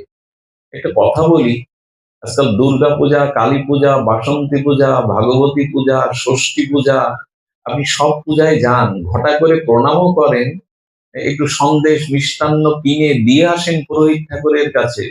কিন্তু শাস্ত্রে বলছে যে গর্ভধারিণী মাকে প্রণাম না করে মন্দিরে দেবী প্রণাম করতে যায়, দেবী বললেন আমি তার প্রণাম স্বীকার করি না, আমি তার প্রণাম নেই। তার কারণ ওই জগৎ জননী মা বলছেন আমি তোমার গর্ভধারিণী রূপে তোমাকে গর্ভে ধারণ পালন পোষণ করেছিলাম, গর্ভ যন্ত্রণা তো তোমার মা ভোগ করেছিল। আচ্ছা, অপরাধ নেবেন না, আপনাদের গ্রামে যদি কালী মন্দির থাকে, ওখানে না খেয়ে 3 দিন যদি আপনি পড়ে থাকেন, ওই কালিমা বলবে, খোকা স্নান করে আয়, আমি তোর জন্য রান্না করে রেখেছি, তুই খাসনি বলে আমিও খাইনি। এ কথা কালিমা বলবে? বলেছে কাউকে? কে বলে এই কথাটা? সারাদিন মা খায়নি, খোকা আসবে, তাকে দুটো দিয়ে তবে খাবে। দিতে দিতে এমন দিয়ে দেয় নিজের জন্য আছে কিনা তাও দেখে। সেই মাকে প্রণাম না করে যারা মন্দিরে প্রণাম করতে যান, মা বলছেন তাদের আশীর্বাদের দোয়ার আমার কাছে বন্ধ। এই জন্য যারা মাকে সেবা করে, মায়ের প্রতি কর্তব্য করে, ধর্মের প্রথম লক্ষণ নেই। দ্বিতীয় লক্ষণ মাতৃ দেবোভব পিতৃ দেবোভব। পিতাকে যে শ্রদ্ধা করে, পিতাকে যে সম্মান করে, পিতার আদেশ যে পালন করে, মৃত্যুর পরে পিতার উদ্ধারের জন্য বৈদিক কর্মাদি, বৈষ্ণবীয় ভাগবত আদি দিয়ে পিতার উদ্ধারের চেষ্টা করে। দেখুন, পিতামাতা মরে গেলে বছরান্তে যারা দুজন ভক্তকে সেবা দেয় না, ভাগবত নাম সংকীর্তন তার উদ্ধারের চেষ্টা করে না, বলেন সেই সন্তান পিতামাতার দেহরূপ সম্পত্তি, তার এই রেখে যাওয়া সম্পত্তি ভোগ করার অধিকারী না। এজন্য পিতামাতা যাদের গত হয়েছে, দুজন সমাপ্ত না থাকলে একজন ভক্তকে, একজন দুজন বালককে সেবা দিয়ে গীতার একটা শ্লোক পড়ে তাদের আত্মার কল্যাণ চিন্তা করবেন। তাহলে আপনি তাদের কাছ থেকে পূর্বপুরুষের আশীর্বাদ বঞ্চিত হবেন। এগুলো এখন মানুষ ভুলে গেছে। জামাই আসলে জামাই আদর বোঝে, 4-5 জন আত্মীয় স্বজন আসলে বেশ করে খাইয়ে দেয়, কাপড় চোপড় দেয়। পিতামাতা মারা গেছে, তাদের কল্যাণে যে কিছু করতে হয় এটা তার মনে নেই, এটা সে অনুভব করে না। সুধীজন, পিতামাতার সেবা আচার্য দেব ভব, যিনি গুরুবর্গকে সেবা করেন, শ্রদ্ধা করেন, প্রণাম করেন। আর অতিথি দেব ভব, অতিথিকে যিনি সেবা করেন, অতিথি দেখলে যিনি বিরক্তি হন না, অতিথির সেবা শুশ্রূষা দান করেন। এই 4টি লক্ষণ। আর 2টি লক্ষণ, যিনি সত্য বলেন আর ধর্মপথে ন্যায়ের পথে চলেন, এই 6টা যিনি পালন করেন তিনি ধার্মিক। মাতৃদেব ভব, পিতৃদেব ভব, আচার্য দেব ভব, অতিথি দেব ভব, আর সত্যম বদ ধর্মং চর, ধর্মপথে যে চলে আর সত্যকে যে ধারণ করেছে ইনি ধার্মিক। রামচন্দ্রকে লক্ষণ বলছেন, দাদা প্রভু আপনি ধার্মিক, কারণ এই 6টা আপনি পালন করেন, আমি এই 6টা করি না, আমি পরম ধর্ম পালন করি। বললো পরম ধর্ম কি? বললেন ভগবানের চরণ সেবা করা, তাকে সুখী করাই হলো পরম ধর্ম। ধর্ম আর পরম ধর্ম। বলে তার মানে, বলে আমার কাছে আপনি ঈশ্বর। লক্ষণ জানতেন রামকে, আপনি আমার ভগবান, আপনি আমার ইষ্ট, আপনার চরণ সেবাই হলো আমার পরম ধর্ম, আমি ধর্ম করি না। রামের চোখে জল এসে গেছে। দেখুন ভাবনাটা কি, কেন মনটা ভগবানকে দিতে হয়। তখন হচ্ছে তোমার পিতা আছে, মা আছে, তোমার সদ্য বিবাহিতা স্ত্রী আছে, তাদের অনুমতি না নিলে আমি তোমায় সাথে নিতে পারি না। লক্ষণ মার্মিক কথা, আগেই বলেছি, হৃদয় জোড়াবে, একটা নূতন পথের সন্ধান পাবেন যদি এই তত্ত্বগুলো শ্রদ্ধার সহিত গ্রহণ করেন। সঙ্গে সঙ্গে রাম বলার সাথে সাথে লক্ষণ মা সুমিত্রার অনুমতি নিতে গেছে। মা কি করেছে জানেন? বরণডালা সাজিয়ে ঘর থেকে বেরিয়ে এসে লক্ষণের পাশে এসে বলছেন, আমি জানি আমার কাছ থেকে ঘরে এসে অনুমতি নিতে গেলে তোর বিলম্ব হবে, তাই আমি বেরিয়ে এসেছি যাতে তাড়াতাড়ি তুই প্রভুর চরণ সেবায় বনে যাস। এই দেখুন মা কি বলছেন, এরাই মা।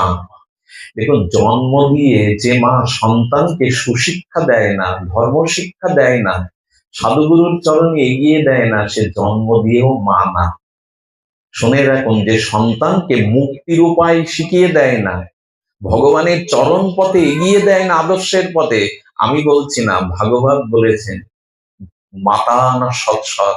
আর সাধক রামপ্রসাদ তো বলেই দিয়েছেন, হ্যাঁ, প্রসব করলেই হয় না মাতা, যে না বোঝে সন্তানের কোন ব্যথা, মাথার ব্যথা, পায়ের ব্যথা, এ যে বোঝে না সে মা না। বলি এই ব্যথা না, এই যে আমি বারবার জগতে জন্মাচ্ছি আর মরছি আর কর্মফল রোগশোক ভোগ করছি, এই ব্যথা থেকে দূর করতে গেলে সন্তানকে ভগবানের চরণে সঁপে দিতে হবে। ওই চরণে গেলে ভক্তি হলে সে আর এই জন্ম মৃত্যু সংসারে আসবে না। এই ব্যথা যে দূর করতে পারে সেই মা। আমরা তো ভাবি ছেলে বড় হোক, ডাক্তার ইঞ্জিনিয়ার হোক, চাকরি বাকরি করুক, শেষে আমাকে ভাত না দিক, আমাকে আর না দেখুক, এই সন্তান মানুষ করি। কি করে সে একটু ভগবতমুখী হবে এই চিন্তা নেই। তুলসীর মালায় বাধা। আরে এই দেশে বাস করে লেখাপড়া শিখবি, কলেজে যাবি, জানেন বিশ্ববিদ্যালয়ের কত ছেলে ইসকনের বদৌলতে কত বড় বড় জজরাও, হ্যাঁ, প্রফেসররাও এই তিলক মালা নিয়ে ক্লাস করে। কোন বস্তু যদি আপনি আচরণের সাথে পালন করেন, আমিও তো আপনাদের মতো এইখানেই থাকি, আমাদের কপাল থেকে তিলক মালা যায় না, ওই আমাদের তো মানুষ টিটকারি করে না, অপমান করে না, বরঞ্চ একে শ্রদ্ধার সহিত দেখে। আপনার আচরণের সাথে যদি পোশাকের মিল থাকে, মানুষ আপনাকে ভুল বুঝবে না, এটাকে একটা শ্রদ্ধা করবে। এই জন্য সন্তানকে আমরা ঠিক ঠিক ওই দিকে দিতে চাই না। সুমিত্রা বলছেন, লক্ষণ তোর একটা ভুল হয়ে গেল। রাম যখন বলল মায়ের অনুমতি নেওয়ার জন্য, আমার কাছে আসতে হতো না, কারণ আজ থেকে তোর প্রকৃত মা সীতা দেবী, তার অনুমতি নিয়ে যেতে হতো। দেখুন ভগবানের সেবাটা কত মা শিখিয়ে দিচ্ছেন। সুধীবৃন্দ, লক্ষণের চোখে জল এসে গেল। সুমিত্রা বলছে, শোন লক্ষণ, আজ থেকে ওই বনই তোর কাছে অযোধ্যাপুরী, আর ওই রামই আজ থেকে তোর কাছে পিতা, আর সীতায় আজ থেকে তোর কাছে মাতা। আমাদের চিন্তা করিস না, তার চরণ সেবা করিস। স্ত্রীর কাছে গিয়ে বললেন, আমাকে তো ঘরে আনলেন, আমাকে কার কাছে রেখে যাবেন? বলে, আমি যার চরণে যাচ্ছি তুমিও তার চরণ চিন্তা করো, ভগবানের চরণ চিন্তা করো। আর আমাকে মনে যদি পড়ে, এক কাজ করো, সিঁদুরের কৌটাটা নিল লক্ষণ, নিয়ে কি করেছে জানেন? সিঁদুরটা তার স্ত্রীর সিঁথিতে দিয়ে প্রসাদী করে বলল, যখনই সিঁদুর পড়বে না, আমার কথা স্মরণ করবে, এই সিঁদুরের মধ্যেই আমাকে দেখতে পাবে। মায়েদের সিঁদুর দিতে হতো 5 জায়গায়, আজকাল তো দেওয়াই উঠে গেছে শহরে মায়েদের। একটা হলো সিঁথিতে, এই সিঁথির সিঁদুরটা দিতে দিতে দাঁড়িয়ে সিঁদুর পড়তে নেই। নিয়মগুলো তো আগেকার ঠাকুমারা দিদিমারা এখন ড্রেসিং টেবিলের সামনেই হয়তো করেন, সিঁদুরটা পড়ে যায়। যতখানি সিঁদুর মাটিতে পড়ে যায়, ততখানি স্বামীর আয়ুও ক্ষয় হয়। সিঁদুর সাধারণ কেমিক্যাল কোনো বস্তু না। এটা যারা হারিয়েছে সেই বিধবারা বোঝে ওই জিনিসের কত মূল্য। প্রসাদী সিঁদুর করে বললে, যখনই পড়বে, শীতেতে দিতে হয় স্বামীর মঙ্গল চিন্তা করতে করতে, আর ললাটে দিতে হয় জগৎ স্বামী ভগবানের যে প্রভু, এই ললাটে সিঁদুর রেখেই যেন আমি জগৎ থেকে যেতে পারি, দুটি শাখাই দিতে হয়। আর আগেকার মায়েরা আঁচলে একটু বেঁধে রাখতো।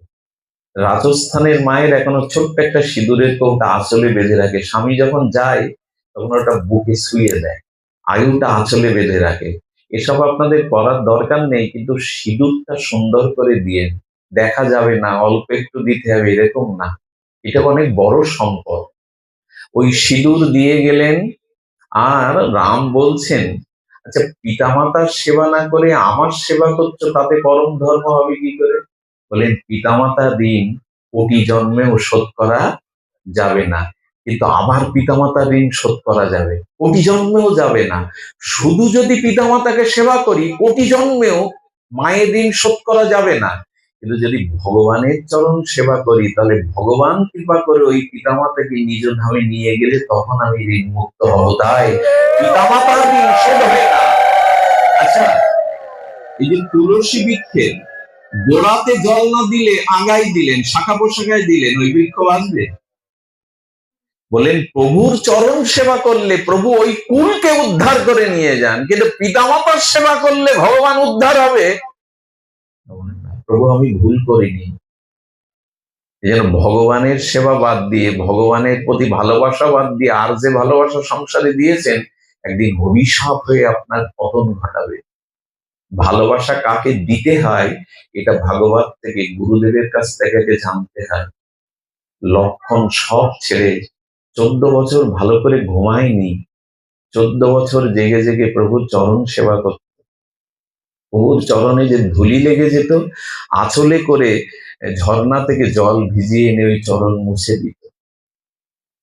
ভগবানের সেবা বড় না হয়ে যদি বাবা মার সেবা বড় হতো, রাজ্যে বসে প্রজার সেবা বড় হতো, লক্ষণ থেকে যেত। লক্ষণ সাধারণ না। এই দৃষ্টান্তগুলো মাথায় আসা দরকার যে মন আগে ভগবানকে দাও, তা নাহলে ভুল হয়ে যাবে। একটা শব্দের অর্থ আমরা এতক্ষণ ধরে করলাম, মানে যে আসক্ত মনা পার্থ পার্থ অর্জুন, মনটা আমাকে দাও। মনের যে আসক্তি, ভালো আসক্তি মানে কি জানেন? লেগে থাকা, চিন্তা উঠতে বসতে মন থেকে যাকে তাড়ানো যায় না, এর নাম আসক্তি। গোবিন্দ বলছেন মন আমাতে দাও, আর কি বলছেন? যোগং জুঞ্জনা মাদাস্রায়। একটু ধ্যান দিয়ে শুনুন, সব দিন তো আপনাদের কষ্ট দিতে আসবো না, আর এরাও প্রতিদিন এই অনুষ্ঠানের আয়োজন করবে না, এই জন্য একটু ধ্যান। গোবিন্দ বললেন যোগং, গীতাটা একটু ভালো করে পড়বেন, গীতাটা শুনবেন। যোগং, গোবিন্দ বলছেন আমাতে মন দিয়ে আমার সাথে যুক্ত হও। মন না দিলে কিন্তু কোনো বস্তুর সাথে যুক্ত হওয়া যাবে না। একটা দৃষ্টান্ত দেই, আপনার শরীর এখানে, কিন্তু আপনি এখানে নাই। আপনার শরীর এইখানে বসে, অথচ আপনি এখানে নাই। যদি মন আপনার এখানে না থাকে, মানুষের মন যেখানে সে সেখানে, শরীর যেখানে সে সেখানে না। এই মাইকে কথা বলছি, আপনার কোন একটা মামলা বা কোন একটা ঝগড়াঝাটি, কোন একটা অশান্তির দিকে যদি এখন মন চলে যায়, এখানে মাইক বাজলে ওই কথা আপনার কানে। এই জন্য শিক্ষক গুরুদেব আচার্যরা বলেন মন দিয়ে শুনছেন তো? শুনতে হয় তো কান দিয়ে, মনের কথা ওঠে কেন? মানুষের মন যেখানে সে সেখানে, শরীর যেখানে সে সেখানে নাই। এই জন্য গোবিন্দ বলছেন মন আমাকে দাও দিয়ে যুক্ত হও। এই একটা জিনিস, দীক্ষার সাথে সাথে, হরিনামের সাথে সাথে ভগবানের সাথে যুক্ত হন। ভগবানের সাথে যুক্ত না হলে জীবন ছিন্ন ভিন্ন হয়ে যাবে। তার দৃষ্টান্ত হলো এই, এই যে বৃন্দাজি দেখুন, এই যে তুলসী মঞ্জরি, ওর পাতাগুলো রসময়, সবুজ। ওই বৃন্দাজির শাখা থেকে পত্রটা তুলে এখানে 1 ঘন্টা রেখে দিই, 1 ঘন্টা 2 ঘন্টা রাখলে পাতাটা মরমরে হয়ে যাবে কিনা, শুকিয়ে যাবে কিনা, কিন্তু ওখানে 2 মাস ধরে শুকাচ্ছে না কেন? বাতাস তো ওর গায়েও লেগেছে, সূর্যের আলোও লেগেছে, ওর থেকে বিচ্ছিন্ন করে রাখলে ও শুকিয়ে যায়, ওর সাথে যুক্ত থাকলে শুকায় না। কারণ কি? কারণ মাটির সাথে, রসের সাথে, শাখার সাথেও যুক্ত আছে। ওকে আলাদা করে রাখলে বাতাসের আর্দ্রতাকে শুকিয়ে দেবে। গোবিন্দ বলছেন আমার সাথে যুক্ত থাকো, তাহলে আর শুকাতে পারে। আচ্ছা, যে নদী সাগরের সাথে যুক্ত সে নদী মরে যায় সহজে? যে নদী সাগরের সাথে বিযুক্ত হয়েছে, মরা নদীতে রোগ নাই। গোবিন্দ বলছেন আমার সাথে যুক্ত থাকো। আমার সাথে যুক্ত না থাকলে তোমার পতন ও ধ্বংস অনিবার্য। বিভীষণ যুদ্ধের আগের দিন রামের চরণে এলো এবং রাম তাকে আশ্রয় দিয়ে কি করলেন জানেন? রাম তাকে আশ্রয় দিতে গিয়ে বললেন, সুগ্রীব বলছেন, বানররাজ সুগ্রীব বললেন প্রভু ভুল হচ্ছে না তো? রাক্ষস মায়া নিয়ে আসতে পারে, আর শত্রুর ভাই এসেছে, আপনি রাত 12টায় এসেছে, তাকে জাগা দেবেন? আরে ও তো আমাদের গোপন সংবাদ দুর্বলতা জানতে এসছে।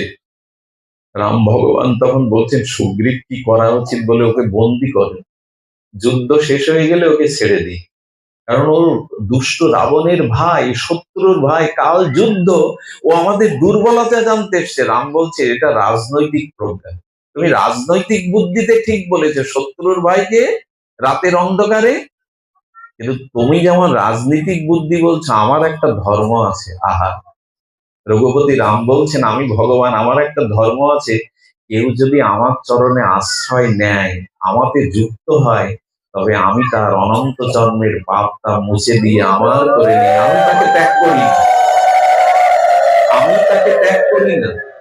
আমি বলি কি, অতীতে আমাদের পাপ অপরাধ যাই থাক, ভগবানের সাথে যুক্ত হন, তার চরণের সাথে নিজেকে যুক্ত করুন। ভগবান কি বলবেন জানেন, তোমার অতীতের পাপ দেখে না দেখে আমি তোমারে আমার করে নেব। ভগবান কখনো আমাদের অতীতের পাপ তাপ দেখেন না, তিনি এত করুণা বৎসল। এই জন্য ভগবান বলছেন আমার সাথে যুক্ত হও, আমার সাথে যুক্ত হলে আর তোমাকে শুকিয়ে মরতে হবে না। সুধীজন, একটা ভালো দৃষ্টান্ত আছে, আমার এই হাতটা দেখুন, এই হাতটা পচা না, গলা না, এতে পোকা না, হাতটা কেমন করে কাজ করছি, তুলছি, হরিবল বলছি, ফুল চন্দন ভাগবতে দিচ্ছি। আচ্ছা, আমার হাতটা শত্রুবশত কেটে আপনি জঙ্গলে ফেলে দিন, দুদিন পরে এই হাতে কি দেখবেন? কি দেখবেন? পচে গেছে, পোকা হয়ে গেছে। এখন হচ্ছে না কেন? যুক্ত আছে তো আমার জীবনী শক্তির সাথে, আমার দেহের সাথে হাতটা আলাদা করলেই পোকা হয়ে যাবে। ভগবান বললেন কি, আমার সাথে যুক্ত থাকো, তাহলে আর শেষ হবে না, নষ্ট হবে না। যদি বলেন যুক্ত হবে কি করে, বললেন এই মালাটা হয়েছে কিসের কারণে? ফুলগুলো গেঁথেছেন কিসে? সুতো ছাড়া ফুল মালা হয় এমনি এমনি?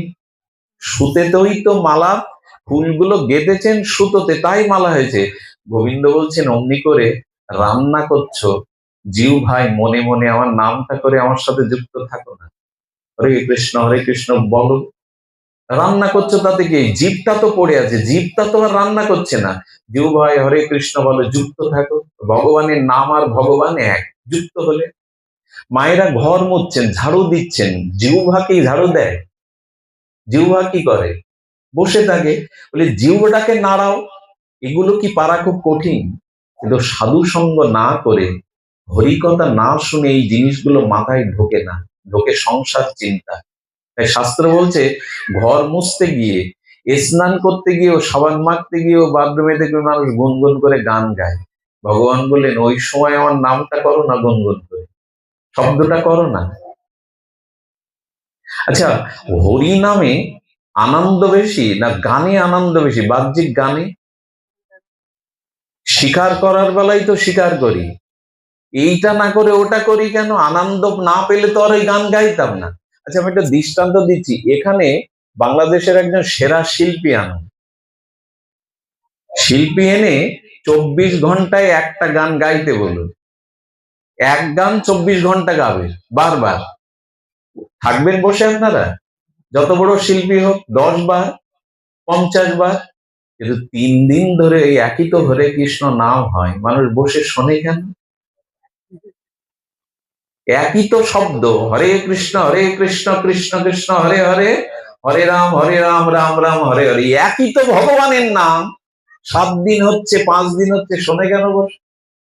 কখনো কি মনে হয়েছে আর ভালো লাগছে না, অরুচিত হচ্ছে? ভগবানের নাম আর ভগবান এক, মিশানো। টাকা বললে আপনি টাকা পাবেন না, জল জল বললে আপনার তৃষ্ণা যাবে না, সন্দেশ সন্দেশ বললে আপনি জিহ্বায় মিষ্টি পাবেন না, কিন্তু কৃষ্ণ বললে জিহ্বায় কৃষ্ণ পাবেন। কৃষ্ণ নামের মধ্যে কৃষ্ণ আছে, টাকা শব্দের মধ্যে টাকা নাই। তাহলে টাকা টাকা বলে সবাই ধনী হয়ে যেত। ঘর মুছতে গিয়ে হরে কৃষ্ণ নাম মুখে বলতে পারবেন না, রান্না করতে গিয়ে বলতে পারবেন না, রাত্রে ঘুম আসছে না, মোবাইল দেখতে ভালো লাগে, দেখুন ওতে পাঠ শুনতে ভালো লাগে না? কত জনের তো হরিকথা আছে ওর মধ্যে, এই হরিকথা শুনে কতজন বদলে গেল। মাঝে ইন্ডিয়া থেকে একজন মা, চেনে না জানে না, কল করেছে, নাম্বার তো মনে হয় ইউটিউবে দেওয়া থাকে। বলে বাবা আপনাকে কি বলে ধন্যবাদ দেব, একটা প্রণাম জানাই। বলে কেন? বলে আমার মেয়ে না চুল কাটতো, হাতে বড় বড় নখ রাখতো, আপনার একটা পাঠ শুনে এখন আর সে চুলও কাটে না, নখও কেটে ফেলেছে, এই জন্য ধন্যবাদ দিচ্ছে। পাঠ শুনে তার মনে হয়েছে এই নখ এক মানুষের সৌন্দর্যটা কোথায় নেমে গেছে দেখুন। আচ্ছা, ভোগের থালার মধ্যে যদি চুল পড়ে ওটা নিবেদন করা যাবে? আপনি ভালো খাদ্য খাচ্ছেন, ওই খাদ্যের মধ্যে যদি চুল পড়ে ওটা মুখে দেয়? কিন্তু সেই চুল কেটে রং লাগিয়ে মানুষ এখন অন্যকে আকর্ষণ করছে। চুল কি সৌন্দর্যের জিনিস? আচ্ছা, নখের মতো বিষাক্ত বস্তু আর জগতে, ধরুন কোন ঠাকুর সেবা করতে গিয়ে যদি নখের অগ্রে নখটা ওই ঠাকুর সেবার কোনো জল স্পর্শ করে, ওই জল ভগবত সেবায় কাজে লাগে না। কারণ ঘা শুকিয়ে গেলে ওখানে নখ দিয়ে আঁচড় দেবেন এবং ঘাটা আবার কেটে উঠবে। সেই নখ রেখে এখন মানুষের সৌন্দর্য বাড়ায়। আমাদের রুচি কোথায় নেমে গেছে? রাম গিয়েছিল, রামের পাশে কে গিয়ে হাসবেন না, এগুলো মূল্যায়ন করুন। নখ থাকে রাক্ষসদের, হিংস্র প্রাণীরা যারা প্রাণীকে শিকার করে মাংস ছিঁড়ে খায়, ভগবান ওদেরকেই নখ দিয়েছে বড় বড়, গাভীর নখ দেয়নি। মানুষের এটা রাক্ষসী সভ্যতা, নখ সৌন্দর্যের জিনিস হতে পারে না। ওই দিয়ে এখন মানুষকে সৌন্দর্য কোথায়? রাজর্ষি জানকের সবাই বড় বড় ঋষি মুনিরা ছিল। কার সবাই? রাজর্ষি জানকের সবাই মিথিলায় বড় বড় বিদ্বানগণ যোগী ঋষি। ওইখানে একদিন অষ্টবক্র মণি আসলো। অষ্টবক্র মণি ৮ জায়গায় যা, আর পৃথিবীতে ওর মতো কুৎসিত দেখতে আর কারো নেই। যেই অষ্টবক্র মণি এসেছে সেই ওখানে ঋষি মুনি বিদ্বানগণ হেসে উঠেছে ওকে দেখে। যেই হেসে উঠেছে অষ্টবক্র ওদের থেকে জোরে হেসে উঠেছে একা হো হো করে। তো বলে আমরা হাসলাম, ও হাসলো কেন?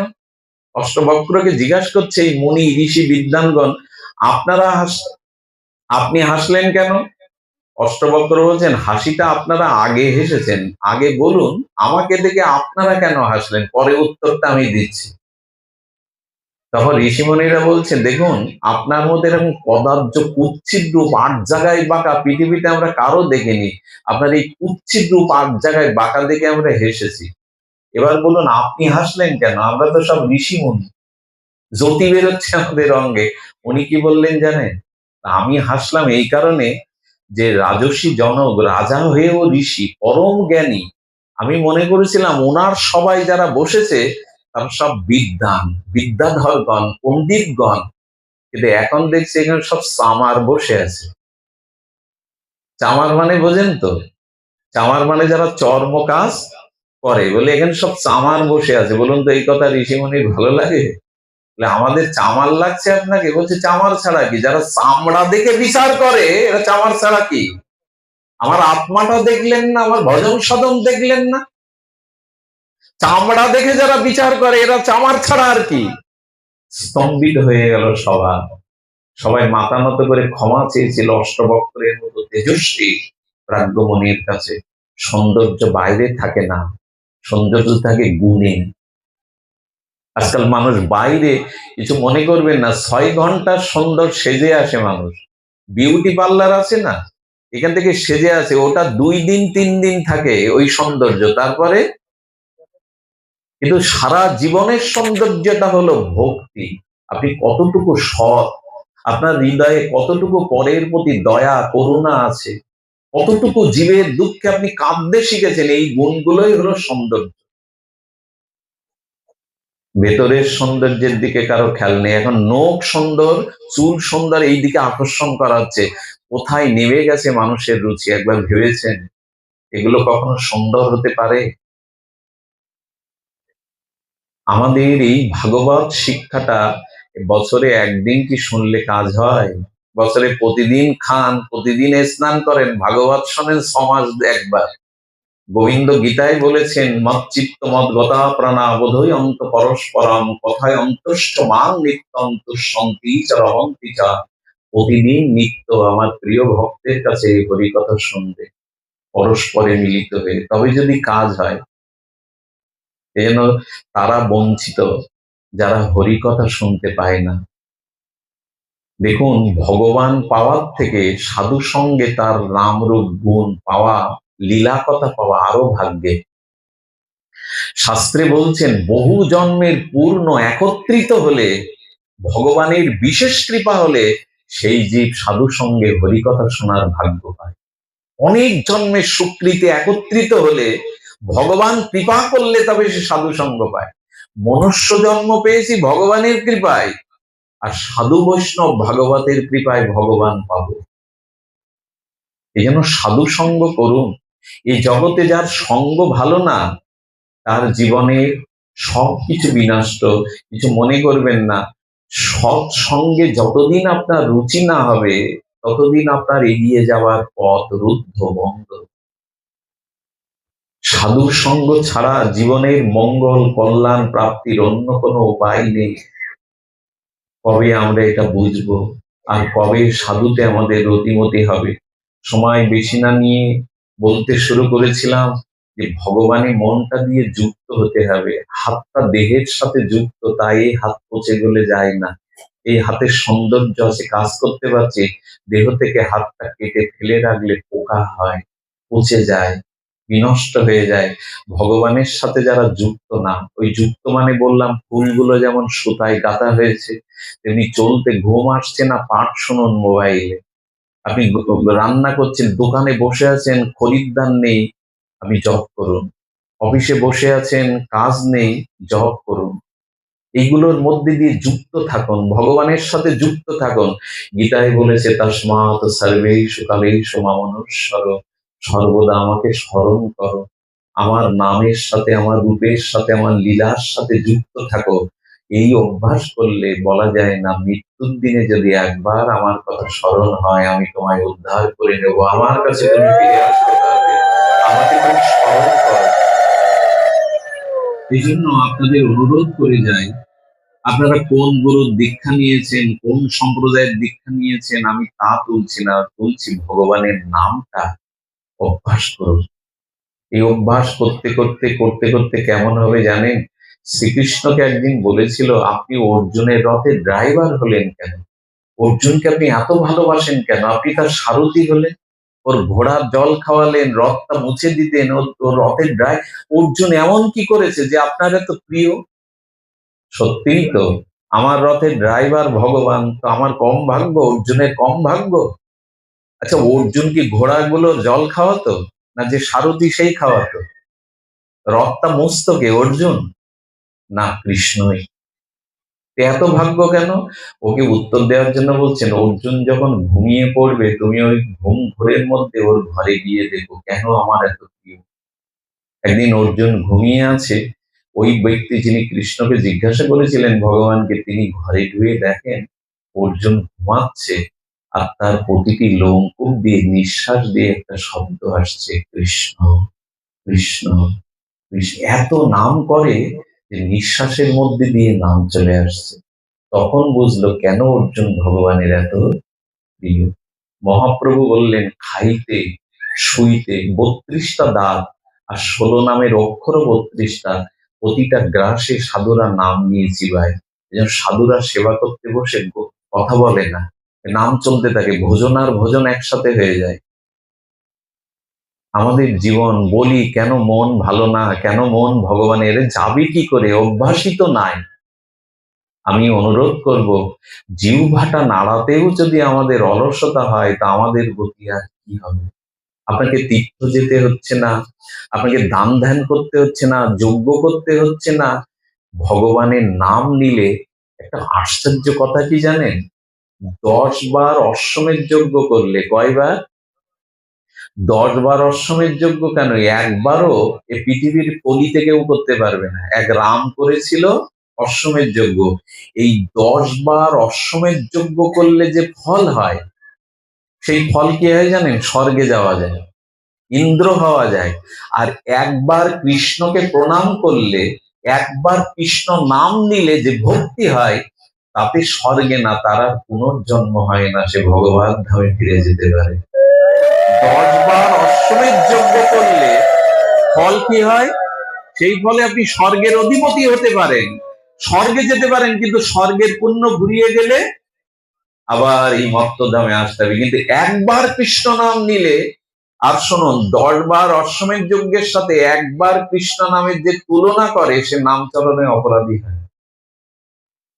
10টা অশ্বমেধ যজ্ঞ এক কৃষ্ণ, সেই নাম মহাপ্রভু নিতাই কৃপা করে বললেন, তোমরা তো বেশি কিছু করতে পারবে না, জ্বালা মালা সংসারের আদি ব্যাধি অভাব অনটন, তোমরা এক কাজ করো, এই নামটা না, ওই নামের মধ্যেই আমি সব দিয়ে গেলাম।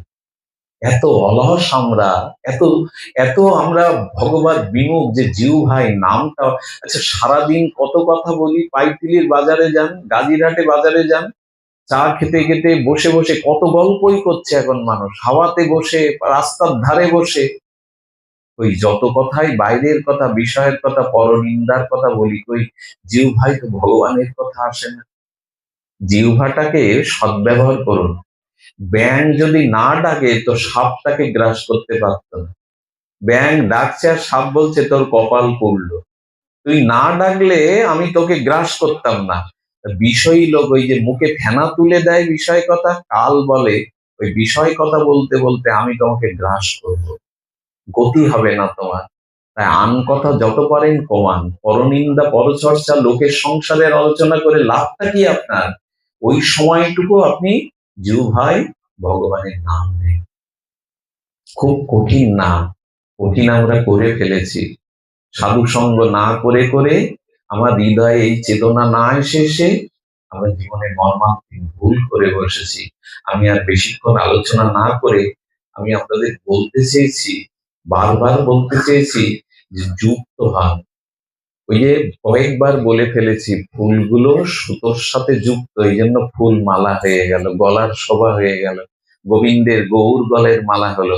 আপনি জিহ্বায় যখন নাম গেঁথে নেবেন, তখনই আপনি গোবিন্দের গলের ভক্তির মালা হতে পারবেন। তখনই আপনার জীবন, ফুলগুলো আলাদা থাকলে এত সুন্দর হতে পারে না, মালা হলে সুন্দর হয়। জিহ্বায় নাম নিলেন তো যুক্ত হয়ে গেলেন। গোবিন্দ বলছেন, মর্যা আসক্ত মনা পার্থ যৌগম, আমার সাথে যুক্ত হও। আর কি বলেছেন? মদাশ্রয় আহা।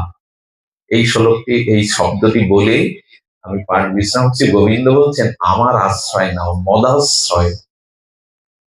দেখুন, মানুষের জীবনে আজ বড় ভয়, রোগের ভয়, মৃত্যুর ভয়, হ্যাঁ, কত কি রাজ ভয়।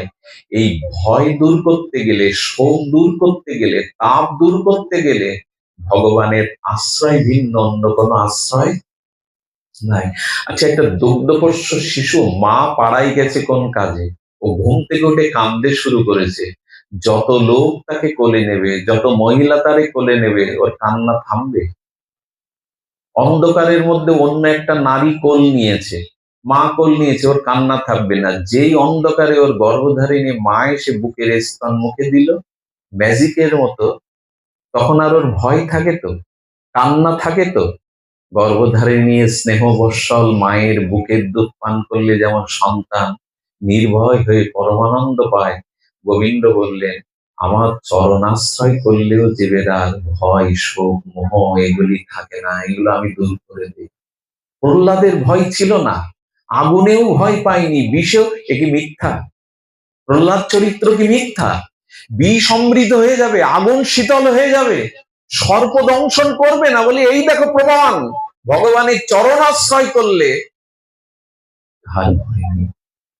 হরিদাস ঠাকুর মৃত্যুকেও ভয় পায়নি, বিশ্বদেব ওই সরসজ্জার উপরে শুয়ে মৃত্যুতে ভয় পায়নি, গোবিন্দকে দেখতে দেখতেই চলে গেল। বলে আমার চরণ যে আশ্রয় নেই, তার শোক মোহ ভয় মৃত্যু ভয়ও থাকে না। আমরা তো চাই এই ভয়গুলো না থাকুক, শোক না থাকুক। গোবিন্দ হল মদাশ্রয়। একটা দৃষ্টান্ত মনে পড়লো, দৃষ্টান্তটা মার্মিক। একবার ভগবান গরুর পিঠে উঠে বিষ্ণু কৈলাসে গেছে। কৈলাসে কে থাকে? ভগবান শঙ্কর। এখন বিষ্ণু যখন কৈলাসে গেছে, কৈলাসে কোন বাহনে গেছেন বিষ্ণু? গরুরের বাহনে। ভালো করে শুনছেন তো? দৃষ্টান্তটা খুব মার্মিক। গরুর গেছে, এখন ভগবান শঙ্কর বিষ্ণুকে অভ্যর্থনা প্রণাম করবে বলে চলে এসছেন এই গরুরের সামনে। আর গরুরের সাথে সাপের সম্পর্ক কি? দুইজন পরস্পর। রামচন্দ্র যখন নাগ পাশে বেঁধেছিল রাম লক্ষ্মণকে, কে ছাড়িয়েছিল? গরুর সাপ খায়। গরুর সাপ দেখলে গরুরকে পালিয়ে যায়। শিবের গলায় সাপ কোথায়? শিব ঠাকুরের, ভগবান শঙ্করের গলায় সাপ ফোঁস করে চোখ রাঙাচ্ছে। রাঙাচ্ছে কার দিকে? গরুরের দিকে। আমি তোমাকে দেখে নিতাম, আমি তোমাকে দেখে নেব। এ বলছেন, হ্যাঁ, এখানে এসেছো তুমি বড় মনে করো, অন্য সময় আমাকে তুমি ভয় দেখাও, গিলে খাও। গরুর কি বলছে জানেন? যার গলায় তুই আশ্রয় নিয়েছিস, এই জন্য বেঁচে যাচ্ছিস, একবার ওইখান থেকে আশ্রয় থেকে নেমে আয়, একবার নেমে আয়, আমি দেখাচ্ছি।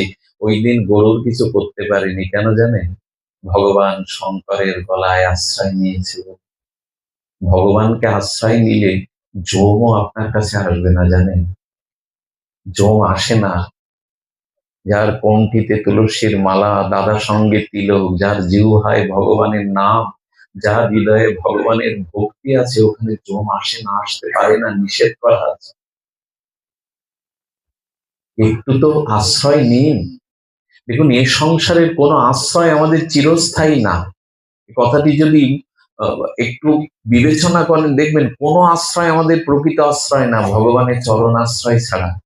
যেমন দেখুন, আমি একসময় কোথায় কোন আশ্রয়ে ছিলাম? পিতার মধ্যে, পিতৃবীর্যতে, পিতৃসত্তার থেকে আশ্রয় টিকতে পারেনি। কোথায় এলাম? মার গর্ভে জন্ম হলো আমার।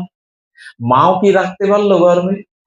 10 মাস পরে আমাকে আবার এই মাটির মায়ের কোলে দিল। এ দেখুন, আশ্রয় বদলাচ্ছে, আশ্রয় চিরস্থায়ী না।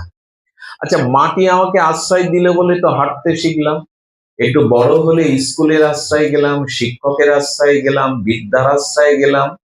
যখন চাকরি বাকরি করলাম তখন বসের আশ্রয়ে গেলাম, ব্যবসা করলে মহাজনের আশ্রয়ে থাকলাম, বিয়ে করে এরপরে স্ত্রীর আশ্রয়ে কাটালাম, পুত্রকন্যা হলে বৃদ্ধ বয়সে পুত্রকন্যার আশ্রয়ে থাকলাম, হাতে বৃদ্ধ হলে লাঠির আশ্রয় নিলাম, শীতে কাঁথার আশ্রয় নিলাম, বৃষ্টিতে ছাতির আশ্রয় নিলাম, ঝড় বৃষ্টি নামলে গাছের ছায় আশ্রয় নিলাম, হ্যাঁ, রোগ হলে ডাক্তারের আশ্রয় নিলাম, মরে গেলে 4 জনের কাঁধে করে আশ্রয় নিয়ে শ্মশানে গেলাম, দেহটা আগুনের আশ্রয় পুড়ে গেল।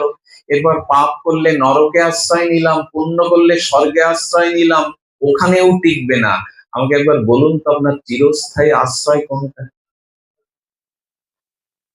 গোবিন্দ বললেন, আমার চরণ ছাড়া তোমার, একবার যে আমার চরণে আছে তাকে আর ঘুরতে হয় না, আর কোথাও যেতে হয় না।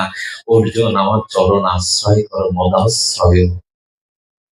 এ সংসারে প্রকৃত আপনাকে কেউ মৃত্যু থেকে, এই কর্মফল থেকে বাঁচাতে পারবে না।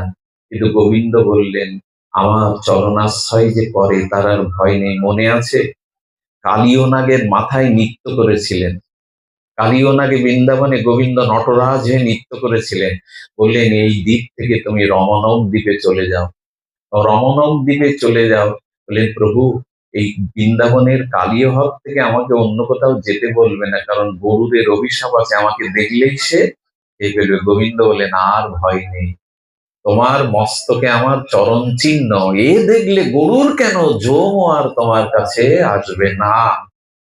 এই কথাগুলি প্রমাণ।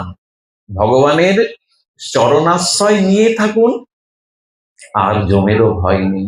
এই জন্ম মৃত্যু জরাব্যাধি ভয় শোক আর আপনাকে এভাবে দগ্ধীভূত করবে না। এই জন্য গোবিন্দ বললেন, মদাশ্রয়, আমার আশ্রয় নাও, আমার চরণ আশ্রয় নাও। আশ্রয় ছাড়া কোনো বস্তু টিকে থাকতে পারে না। তবে একটা জিনিস বলি, ভগবানের জন্য কিছু বস্তু রাখুন। বৃন্দাবনে গোপীদের ঘরে ননি চুরি করতে গেছে গোপাল। চুরি করতে গিয়ে 3টে সিকেতে হাড়ি টানানো, ওপরেরটায় কিছু নেই, নিচেরটাও কিছু নেই, মাঝখানে হাড়িটায় কিছু নবনীত মাখন রাখা। গোবিন্দও চালাক, সকাদের কাঁধের উপরে ভর করে 2টো হাড়ি পেলে দেখছে যে 2টো হাড়িতে নাই, ওই 2টো হাড়ি ভেঙে ফেলেছে। আর যাতে ছিল মাখন, ওইটাতে একটু খেয়ে সকাদের দিয়ে ওটা টানিয়ে রেখেছে। তখন বলছেন, সকারা বলছে, কানাই, ওদের হাড়িগুলো ভাঙলি কেন? গোবিন্দ 2টো কথা বলেছিলেন, খুব মার্মিক কথা। 2টো কথা হলো এই, এ সংসারে যে পাত্রে আমার জন্য কিছু থাকে না, ওই পাত্র আমি ভেঙে চুরে নষ্ট করে দেই। আরে আমি পাঠালাম, আমি জগতের সবকিছুই তার মূল, আমি বিধাতা, আমি ঈশ্বর, আমি গতির ভর্তা, অত সেই পাত্রে আমার জন্য কিছু নেই, এই জন্য সে পাত্র আমি ভেঙে ফেলি। ভাঙাটা কি? ভাঙাটা মানে যে হৃদয়ে ভগবানের আশ্রয় নেই, সেই হৃদয়ে দুঃখ, যন্ত্রণা, জ্বালা মালায় ভেঙে চুরে খান খান পুড়ে ছারখার হয়ে যাবে। ভগবান রাখুন তো হৃদয়ে শান্ত। আচ্ছা, এর একটা প্রমাণ দেখুন, গরম আছে, কত মানুষ আপনারা পেছনে দাঁড়িয়ে কষ্ট পাচ্ছেন, এখানেও আপনারা অনেকেই বসে। আচ্ছা বলুন তো, সংসারে খাওয়া পড়া, স্ত্রী পুত্র, ব্যবসা চাকরি, বন্ধুদের মধ্যে যে শান্তিটা পেয়েছেন সারাদিন, এখন কি তার থেকে একটু মনের প্রশস্তি পাচ্ছেন না? এখানে চা নেই, বিস্কুট নেই, ভালো আসন নেই, আপনাদের চুপচাপ বসিয়ে রাখা হয়েছে গরমে। আপনাদের মুখগুলো দেখে মনে হচ্ছে এখন আর মনে আপনাদের কোনো কুচিন্তা প্রভাব না, সংসারের কোনো বোঝা মাথায় নেই। কারণ কি? এখানে তো আপনাদের টাকা দেওয়া হবে না, চা বিস্কুট দেওয়া হবে না, দাঁড়িয়ে কষ্ট করে শুনছেন। এই আনন্দটা সারাদিন সংসারে পেয়েছিলেন কেউ? এখন পাচ্ছেন কেন? বললো, আমার চরণাশ্রয় যে করে সে শান্তি পায়, সে কল্যাণের অধিকারী হয়। তাই দয়া করে বলবো, এ সংসারের কোনো আশ্রয় নিরাপদ নয়। আচ্ছা, টাকার টাকার আশ্রয়ে আমি থাকি, টাকার বলে আমি মনে করি আমার সবকিছু হবে। আচ্ছা, টাকাকে আপনি ভালোবাসেন, টাকা আপনায় ভালোবাসে?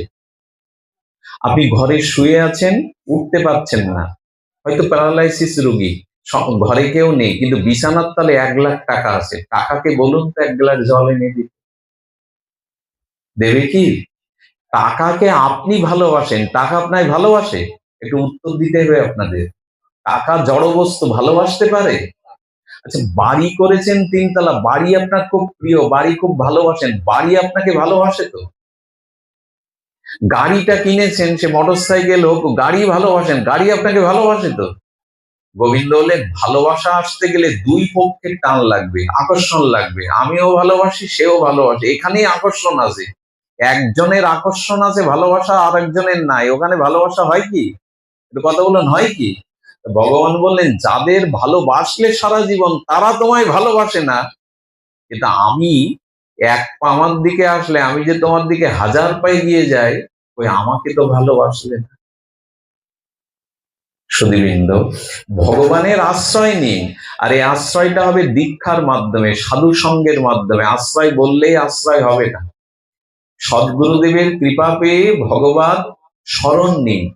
এই যে সাধু সঙ্গ, হরিকথা, এটাই ভগবানের আশ্রয়। গোবিন্দ বললেন, তীর্থে না পাও, বৈকুণ্ঠে না পাও, যোগীদের হৃদয়ে না পাও, আমার ভক্তগণ যেখানে আমার গুণকীর্তন করে সেখানে যে আমাকে পাবে, এতে সন্দেহ নেই। তাহলে ভক্ত সঙ্গ করুন, ভক্তের আশ্রয় নিন, ভক্ত মুখে ভগবত কথা শ্রবণ কীর্তন করুন, এর মধ্যে তার আশ্রয় আসবে। তবে এই হলো অসংশয় সমগ্র মান। খবরদার, খবরদার বলা হচ্ছে কেন? বলে, আমার আশ্রয় নাও, আমার সাথে যুক্ত থাকো, মন আমাতে দাও, কিন্তু তারপরেও হবে না। হবে না কেন? বলে, অসংশয়। যদি সংশয় থাকে তাহলেও হবে না। আমি অনুরোধ করব, সংসারে সবার প্রতি সন্দেহ করুন, সংশয় বুদ্ধি বিবেচনা করে চলুন, নালে ধরা খেয়ে যাবেন। কিন্তু ভগবানের পথে চলতে গিয়ে কোনো সংশয় রাখবেন না। আমি বোঝাতে পারলাম না কথাটা? সংসারের প্রতি পদক্ষেপে চিন্তায় চিন্তায় সন্দেহ রাখুন, সংশয় করুন, কিন্তু ভগবানের পথে কখনো সংশয়। এখানে যদি সংশয় আসে, এই নাম করছি, নামে কিছু হয়তো, সংশয় যে আসবে আর কাজ করবে না। এই জন্য বললেন, অসংশয় অর্জুন, আমার চরণাশ্রয় যদি করো, আমার নাম, এখানে সংশয় রেখো না, সন্দেহ রেখো না। সংশয় সন্দেহ ত্যাগ করে যদি আমার শরণ নিতে পারো, আমি বলছি তোমার উদ্ধারের ভার আমার উপরে, তোমাকে আর এই চিন্তা করতে হবে না। আমি প্রতি বছর একবার এই গৃহে আসি, বলবার চেষ্টা করি, সময় কিন্তু চলে যাচ্ছে, আয়ু কিন্তু ফুরিয়ে যাচ্ছে। এর মধ্যে না জানি আমারও কিডনি হয়তো বিকল হতে বসেছে, আমি বুঝতে পারছি না। আমার হার্ট হয়তো ব্লক হতে বসেছে, আমার দুরারোগ্য ব্যাধি হয়তো আমার শরীরে এই জামটা বেঁধেছে, আমি বুঝতে পারছি না। কখন এই অনিত্য শরীর ভেঙে পড়বে, মহারোগ এসে দেখা দেবে, আয়ু কখনো ফুরাবে, আমরা জানি না। তাই যা করার অপেক্ষা না করে শুরু করে দিই। কাল যেটা করবেন তা আজ করুন, আজ যেটা করবেন তা এখন শুরু করে দিন। নাম কালকে থেকে না, এখন থেকেই জিহ্বায় শুরু করে দিন। সময় কিন্তু কাউকে আলাদা দেবে না, সময় কিন্তু ফুরিয়ে আসছে। সুধীবৃন্দ, হ্যাঁ, আপনারা আয়ু এবং সময়ের দিকে লক্ষ্য রেখে ভগবানের এই যে কথাগুলি, গীতার একটি শ্লোক আজ আলোচনা হলো। দেখুন, আমরা নিয়ে কিছু করতে পারি না। এক গুরুদেব তার দুজন শিষ্যকে ছোলা দিয়েছে 2 মুঠো। আগামী বছর এই ছোলাটার কিভাবে সদ্ব্যবহার করেছো দেখে তোমাদের দীক্ষা দেবে। একজন এনে কটুই করে যত্ন করে গুছিয়ে রেখেছে যে নষ্ট হলে হবে না। আর একজন বলেছে গুরুদেব ছোলা দিল, নিশ্চয়ই উদ্দেশ্য আছে। ভগবানের নাম করতে করতে বুদ্ধি খুলে গেল, ছোলাগুলো মাটিতে রোপণ করলো। ওরে ওর থেকে ছোলার গাছ হলো, অনেকগুলো ছোলা হলো। আর যে কটুতে রেখেছিল ওর গাছ হলো কি, ছোলা হলো কি, পোকা হয়ে গেল, নষ্ট হয়ে গেল। 1 বছর পর গুরুদেবের কাছে নিয়ে যাওয়ার পরে বলছেন, ছোলার সদ্ব্যবহারটা তুমিই করেছো, তুমি এই ছোলাটা রোপণ করে আরো ছোলা ফলিয়ে এনেছো, দীক্ষা তোমারই পাওয়া উচিত, তুমিই প্রকৃত সদ্ব্যবহার। এই যে হরিকথা শুনছেন আপনারা, দীক্ষা নিয়েছেন, এর সদ্ব্যবহার কে করতে পারে? যারা এইগুলি নিয়ে চাষ করে, অর্থাৎ শ্রবণ কীর্তন ভজন করে প্রেম ভক্তি বাড়ায়, এরা দীক্ষা নিয়েছে আমার গুরুদেব অমুক, এসবে কাজ হবে না। দীক্ষা, আচ্ছা ধান পাটের বীজ বাড়িতে এনে রেখে দেন ঘরের মধ্যে, রেখে দিলে ফসল হবে? ওটা বুঝি জম দিয়ে টাকা ব্যয় করে জমি চাষ করে বীজ বুনতে হয়, জল সার দিতে হয় বুঝি। গুরুদেব বীজ দিয়েছেন, ওটা সাধন ভজন করতে হয়, শ্রবণ কীর্তন, ও বুদ্ধি খোলে না। ওই কবে দীক্ষা নিয়েছি, 3 বেলা ভোজন করি, 3 বেলা ভজন করি না, এই হলো আমার বুদ্ধি। 3 বেলা খাই, অর্থাৎ হরি নাম নেই না, এই হলো বুদ্ধি। ভোজন করি না, ভজন করি 3 বেলা। আশ্চর্য, মানুষ মরার দিনও খায়, সেলাইন দিয়ে খাওয়ায় রুগী হলে, ফলের রস খাওয়ায় মরার সময়, কেউ কেউ আত্মীয় স্বজনের ফলের রস দেয়। মরার দিনও ভোজন করি, মরার দিন ভজন করি তো। খাওয়া অভ্যাস সারা জীবনের, তাই মৃত্যুর সময় ক্ষুধা পায়, সেলাইন দিয়ে ইঞ্জেকশন দিয়ে ফলের রস খাওয়ায়। ভজন তো সারা জীবন করিনি, এই যেন মনে থাকে না মৃত্যুর দিনেও ভজন করতে হয়। আর আমাদেরও দুর্দশা, 50 পার হলে কানের পাশে চুল পাকলে এবার সংসারের আসক্তি কমিয়ে দিন, আর চুল কালি করার দরকার নেই। পেকেছে, এবার কালি কালি করে কি ঢাকবেন আপনি? কিছু ঢাকতে পারবেন না। লোকের কাছে দেখিয়ে লাভ কি যে আমি এখনো বৃদ্ধ হইনি? আমাদের দুর্দশা কেমন জানেন? আমাকে একবার এক বাসে উঠেছি, একজন যে দাদু, আমার মনে মনে রাগ হলো, সত্যি কি দাদুর বয়স হয়েছে আমার? ভাই বলতে পারতো না? আমরা চাই না যে কেউ আমার শেষ হয়ে যাচ্ছে এটা কেউ বলুক, আমাদের বুদ্ধি এইরকম, কিন্তু আটকাতে পারবেন না। এই পচা গলা দেহ, এই প্রপঞ্চ, এটা আটকানো যাবে না। এখন শাস্ত্র বলছে কি, ছেলে মেয়ে বড় হয়ে গেলে সংসার থেকে মনটা তুলে গুরু আশ্রমের ধামে তীর্থে গিয়ে ভজন করে কাটান। এটাই আমাদের ঋষিদের ভাগবতের অনুশাসন ছিল। কিন্তু দুঃখের বিষয় কি জানেন, যত বয়স বেশি হয় তত আমরা সংসারী বেশি হই। একদিন এক শাশুড়ি এসে আমাকে বলছে, বাবা আর বৌমাকে নিয়ে পারি না, এই যন্ত্রণা কোথায় রাখবো? আমি বললাম, মা তুমি যদি চোখ একটু বন্ধ করতে পারো তাহলে শান্তি ফিরে আসবে। বলে, সেটা আবার কেমন কথা, অন্ধ হবো? তাহলে এই সময় তোমাকে অন্ধতে কি করে জানেন? সব মায়েরা না। আচ্ছা, ছেলে বড় হয়েছে, বিবাহ করেছে, কি করে জানেন? বাড়ির সামনে বসে ছেলে ব্যাগে কি এনে বৌমার কাছে দিল, এটা দেখার সময় তার এখন? ছেলে হাতে করে এনে এই ব্যাগটা বৌমার হাতে দিল, এ দেখার তার সময় এখন? এইগুলো দেখে বলেই অশান্তি তৈরি হয়। আরে বাবা, এবার ছেড়ে দাও, এবার আর ওদিকে তোমার নিজের গোছানোটা গোছাও। আত্মীয়র বাড়ি যাবে বলে জামা কাপড় গোছাও, ইন্ডিয়ায় যেতে হবে বলে ভিসা পাসপোর্ট গোছাও, মরে গিয়ে কোথাও যাবে তার গোছাচ্ছ না। এখনো বৌমা কি করছে, ছেলে কি এনে দিল বৌমার হাতে, চোখ বন্ধ করে থাকো, তাহলে শান্তি পাবে। আমাদের যত বয়স হয় তত সংসারী হয়ে যাবে। ছাড়তে শিখুন, একদিন এমনি ছেড়ে যেতে হবে, জোর করে আটকে থাকতে পারবেন না। বয়স বেশি হয়েছে, সংসারের উপর ভাত দিয়ে দশরথ চুল পাকা দেখেই রামকে রাজা করতে চাইলো, যার না। মনু শতরূপা, আমাদের আদি মানব, রাজত্ব করে একদিন বলছেন ভজন করলাম না, ভালো রাজা ছিলাম, প্রজা সেবা করেছি, কি ভজন না করলে উদ্ধার হওয়া যাবে না, আমি যতই ভালো হই। একদল মানুষ কি বলে জানেন? মালা তিলকের কি দরকার, হরিনামের কি দরকার? আমি মিথ্যা বলি না, ন্যায় নীতি নিয়ে চলি, বাবা মার সেবা করি, এগুলো পুণ্য হয়, এতে ভক্তি হয় না। বাবা মার সেবা, দান, ধ্যান, তীর্থ বর্জন করলে পুণ্য হয়, পরকালে ধনীর ঘরে জন্মানো যায়, মরার পরে স্বর্গে পাওয়া যায়, ভক্তি পাওয়া যায় না। ভক্তি একমাত্র ভগবানের ভজনে পাওয়া যায়। ভক্তি এক জিনিস, আর পুণ্য, পুণ্য ক্ষয় হয়, ভক্তি। আচ্ছা, টাকা মুঠো করে মাটি করে মাটির নিচে টাকা রাখুন, 20 বছর পর ওই টাকা তুলতে যান, কিন্তু সোনা, সোনা মাটির নিচে রেখে দিলে ভজন নষ্ট হয় না। আর এই ভজন হলো শ্রবণ কীর্তন। ভজনের মধ্যে শ্রেষ্ঠ হরিকথা শ্রবণ আর হরিনাম সংকীর্তন। এগুলি দয়া করে করুন, তবে সংশয় রেখে করবেন না। সংশয় সন্দেহ ভগবত পথে আসলেই তার বিনাশ হয়ে যাবে। এখানে এই হরিকথা হরিনামের প্রতি পূর্ণ অসংশয় রেখে শ্রদ্ধা এনে ভজন করুন। এই ভজনের দ্বারাই আমাদের আত্মকল্যাণ হবে।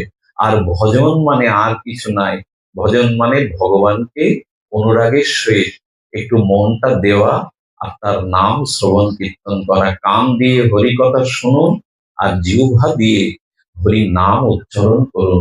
এই শ্রবণ এবং কীর্তন, এই দুটি ভজনাঙ্গ দ্বারাই আমাদের আত্মকল্যাণ হবে। এই একটা ভক্তির মাস চলে যাচ্ছে, এই যে আমাদের কেশব ব্রতের মাস। ধরুন, যে হিন্দুর গৃহে তুলসী বৃক্ষ এই বৈশাখের তাপে শুকিয়ে মারা যায়, তাদের সমস্ত কল্যাণ সৌভাগ্য ওই বাড়ি থেকে বিদায় নেয়। এ আমার গল্পগাথা নয়, এ আপনাদের ভয় দেখানো কথা না। এই অন্তত বৈশাখ মাসে আপনি কি খান না খান আমি বিচার করবো না, একটু করে জল দিন। যদি ঘর নাও টানাতে পারেন, স্নান করে একটা মাস নিরামিষ খেলে কারো ক্ষতি হয় না, বরঞ্চ এখন বায়ু দূষিত হয়ে গেছে, জল দূষিত হয়ে গেছে, এখন ঘেরের ওই রাসায়নিক মাছ মাংস এগুলো খেলে আপনার একটা মাস আপনি যে কটা দিন আছে এই কটা দিন করুন। আচ্ছা, তুলসী গাছ আর অন্য গাছকে একসঙ্গে দেখেন আপনারা? সাক্ষাৎ ভগবানের বাস ওর মধ্যে।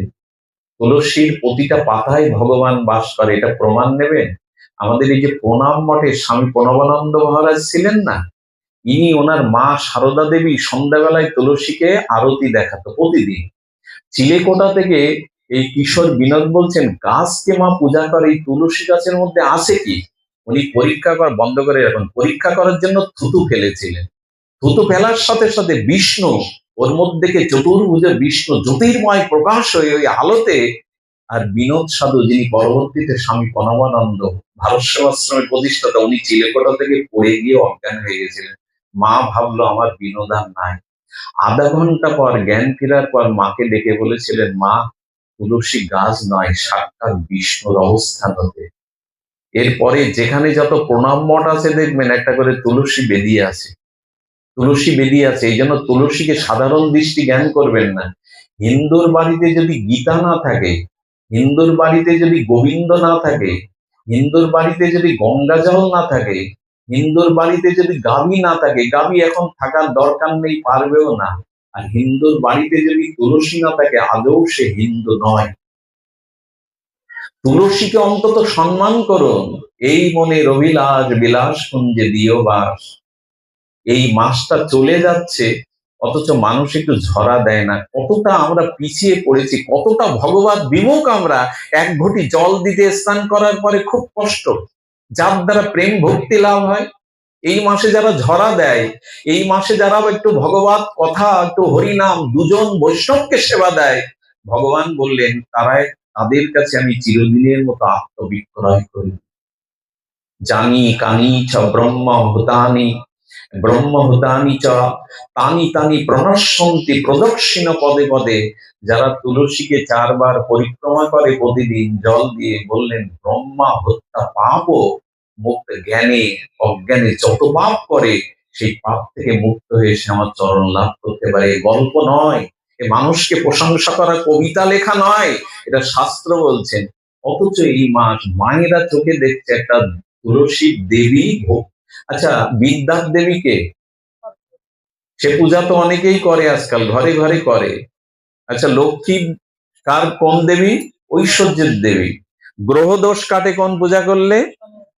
দেবের আর ভক্তির দেবীকে বলে তুলসী। সেই ভক্তি দেবী এই কঠোর তাপে শুকিয়ে যাচ্ছে আর আপনি চেয়ে চেয়ে দেখছেন।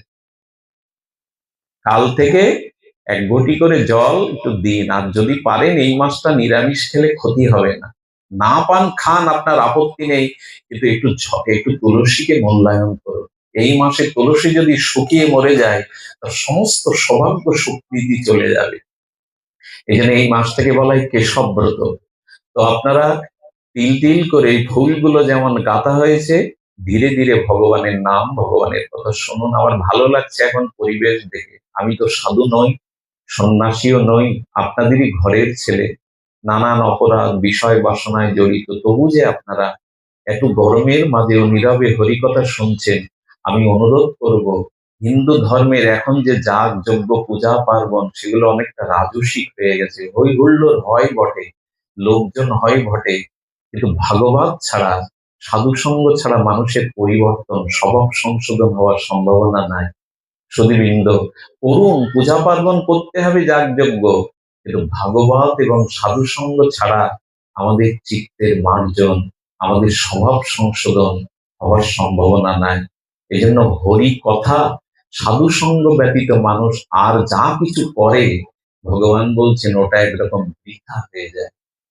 সা বৈ পুংসাং বিশ্বাস কেন কথা সোজা নহৎ পদায় যদি শ্রমে বই। কেউ কেমন জানেন, কোন সুন্দরী মহিলাকে, যুবতী মহিলাকে স্বর্ণ অলংকার পরান, সুন্দরী হলে কি হবে, সোনার অলংকার পরা হলে কি হবে, যদি তার অঙ্গে কোনো বসন না দেন, কাপড় না দেন, সে যেমন সবার কাছে ধিকৃত হবে, তেমনি আপনি দান ধ্যান যাগযজ্ঞ করেন, অথচ সাধু সঙ্গ হরিকথা আপনার রুচি হয় না, বলে সব বৃথা, সব বৃথা।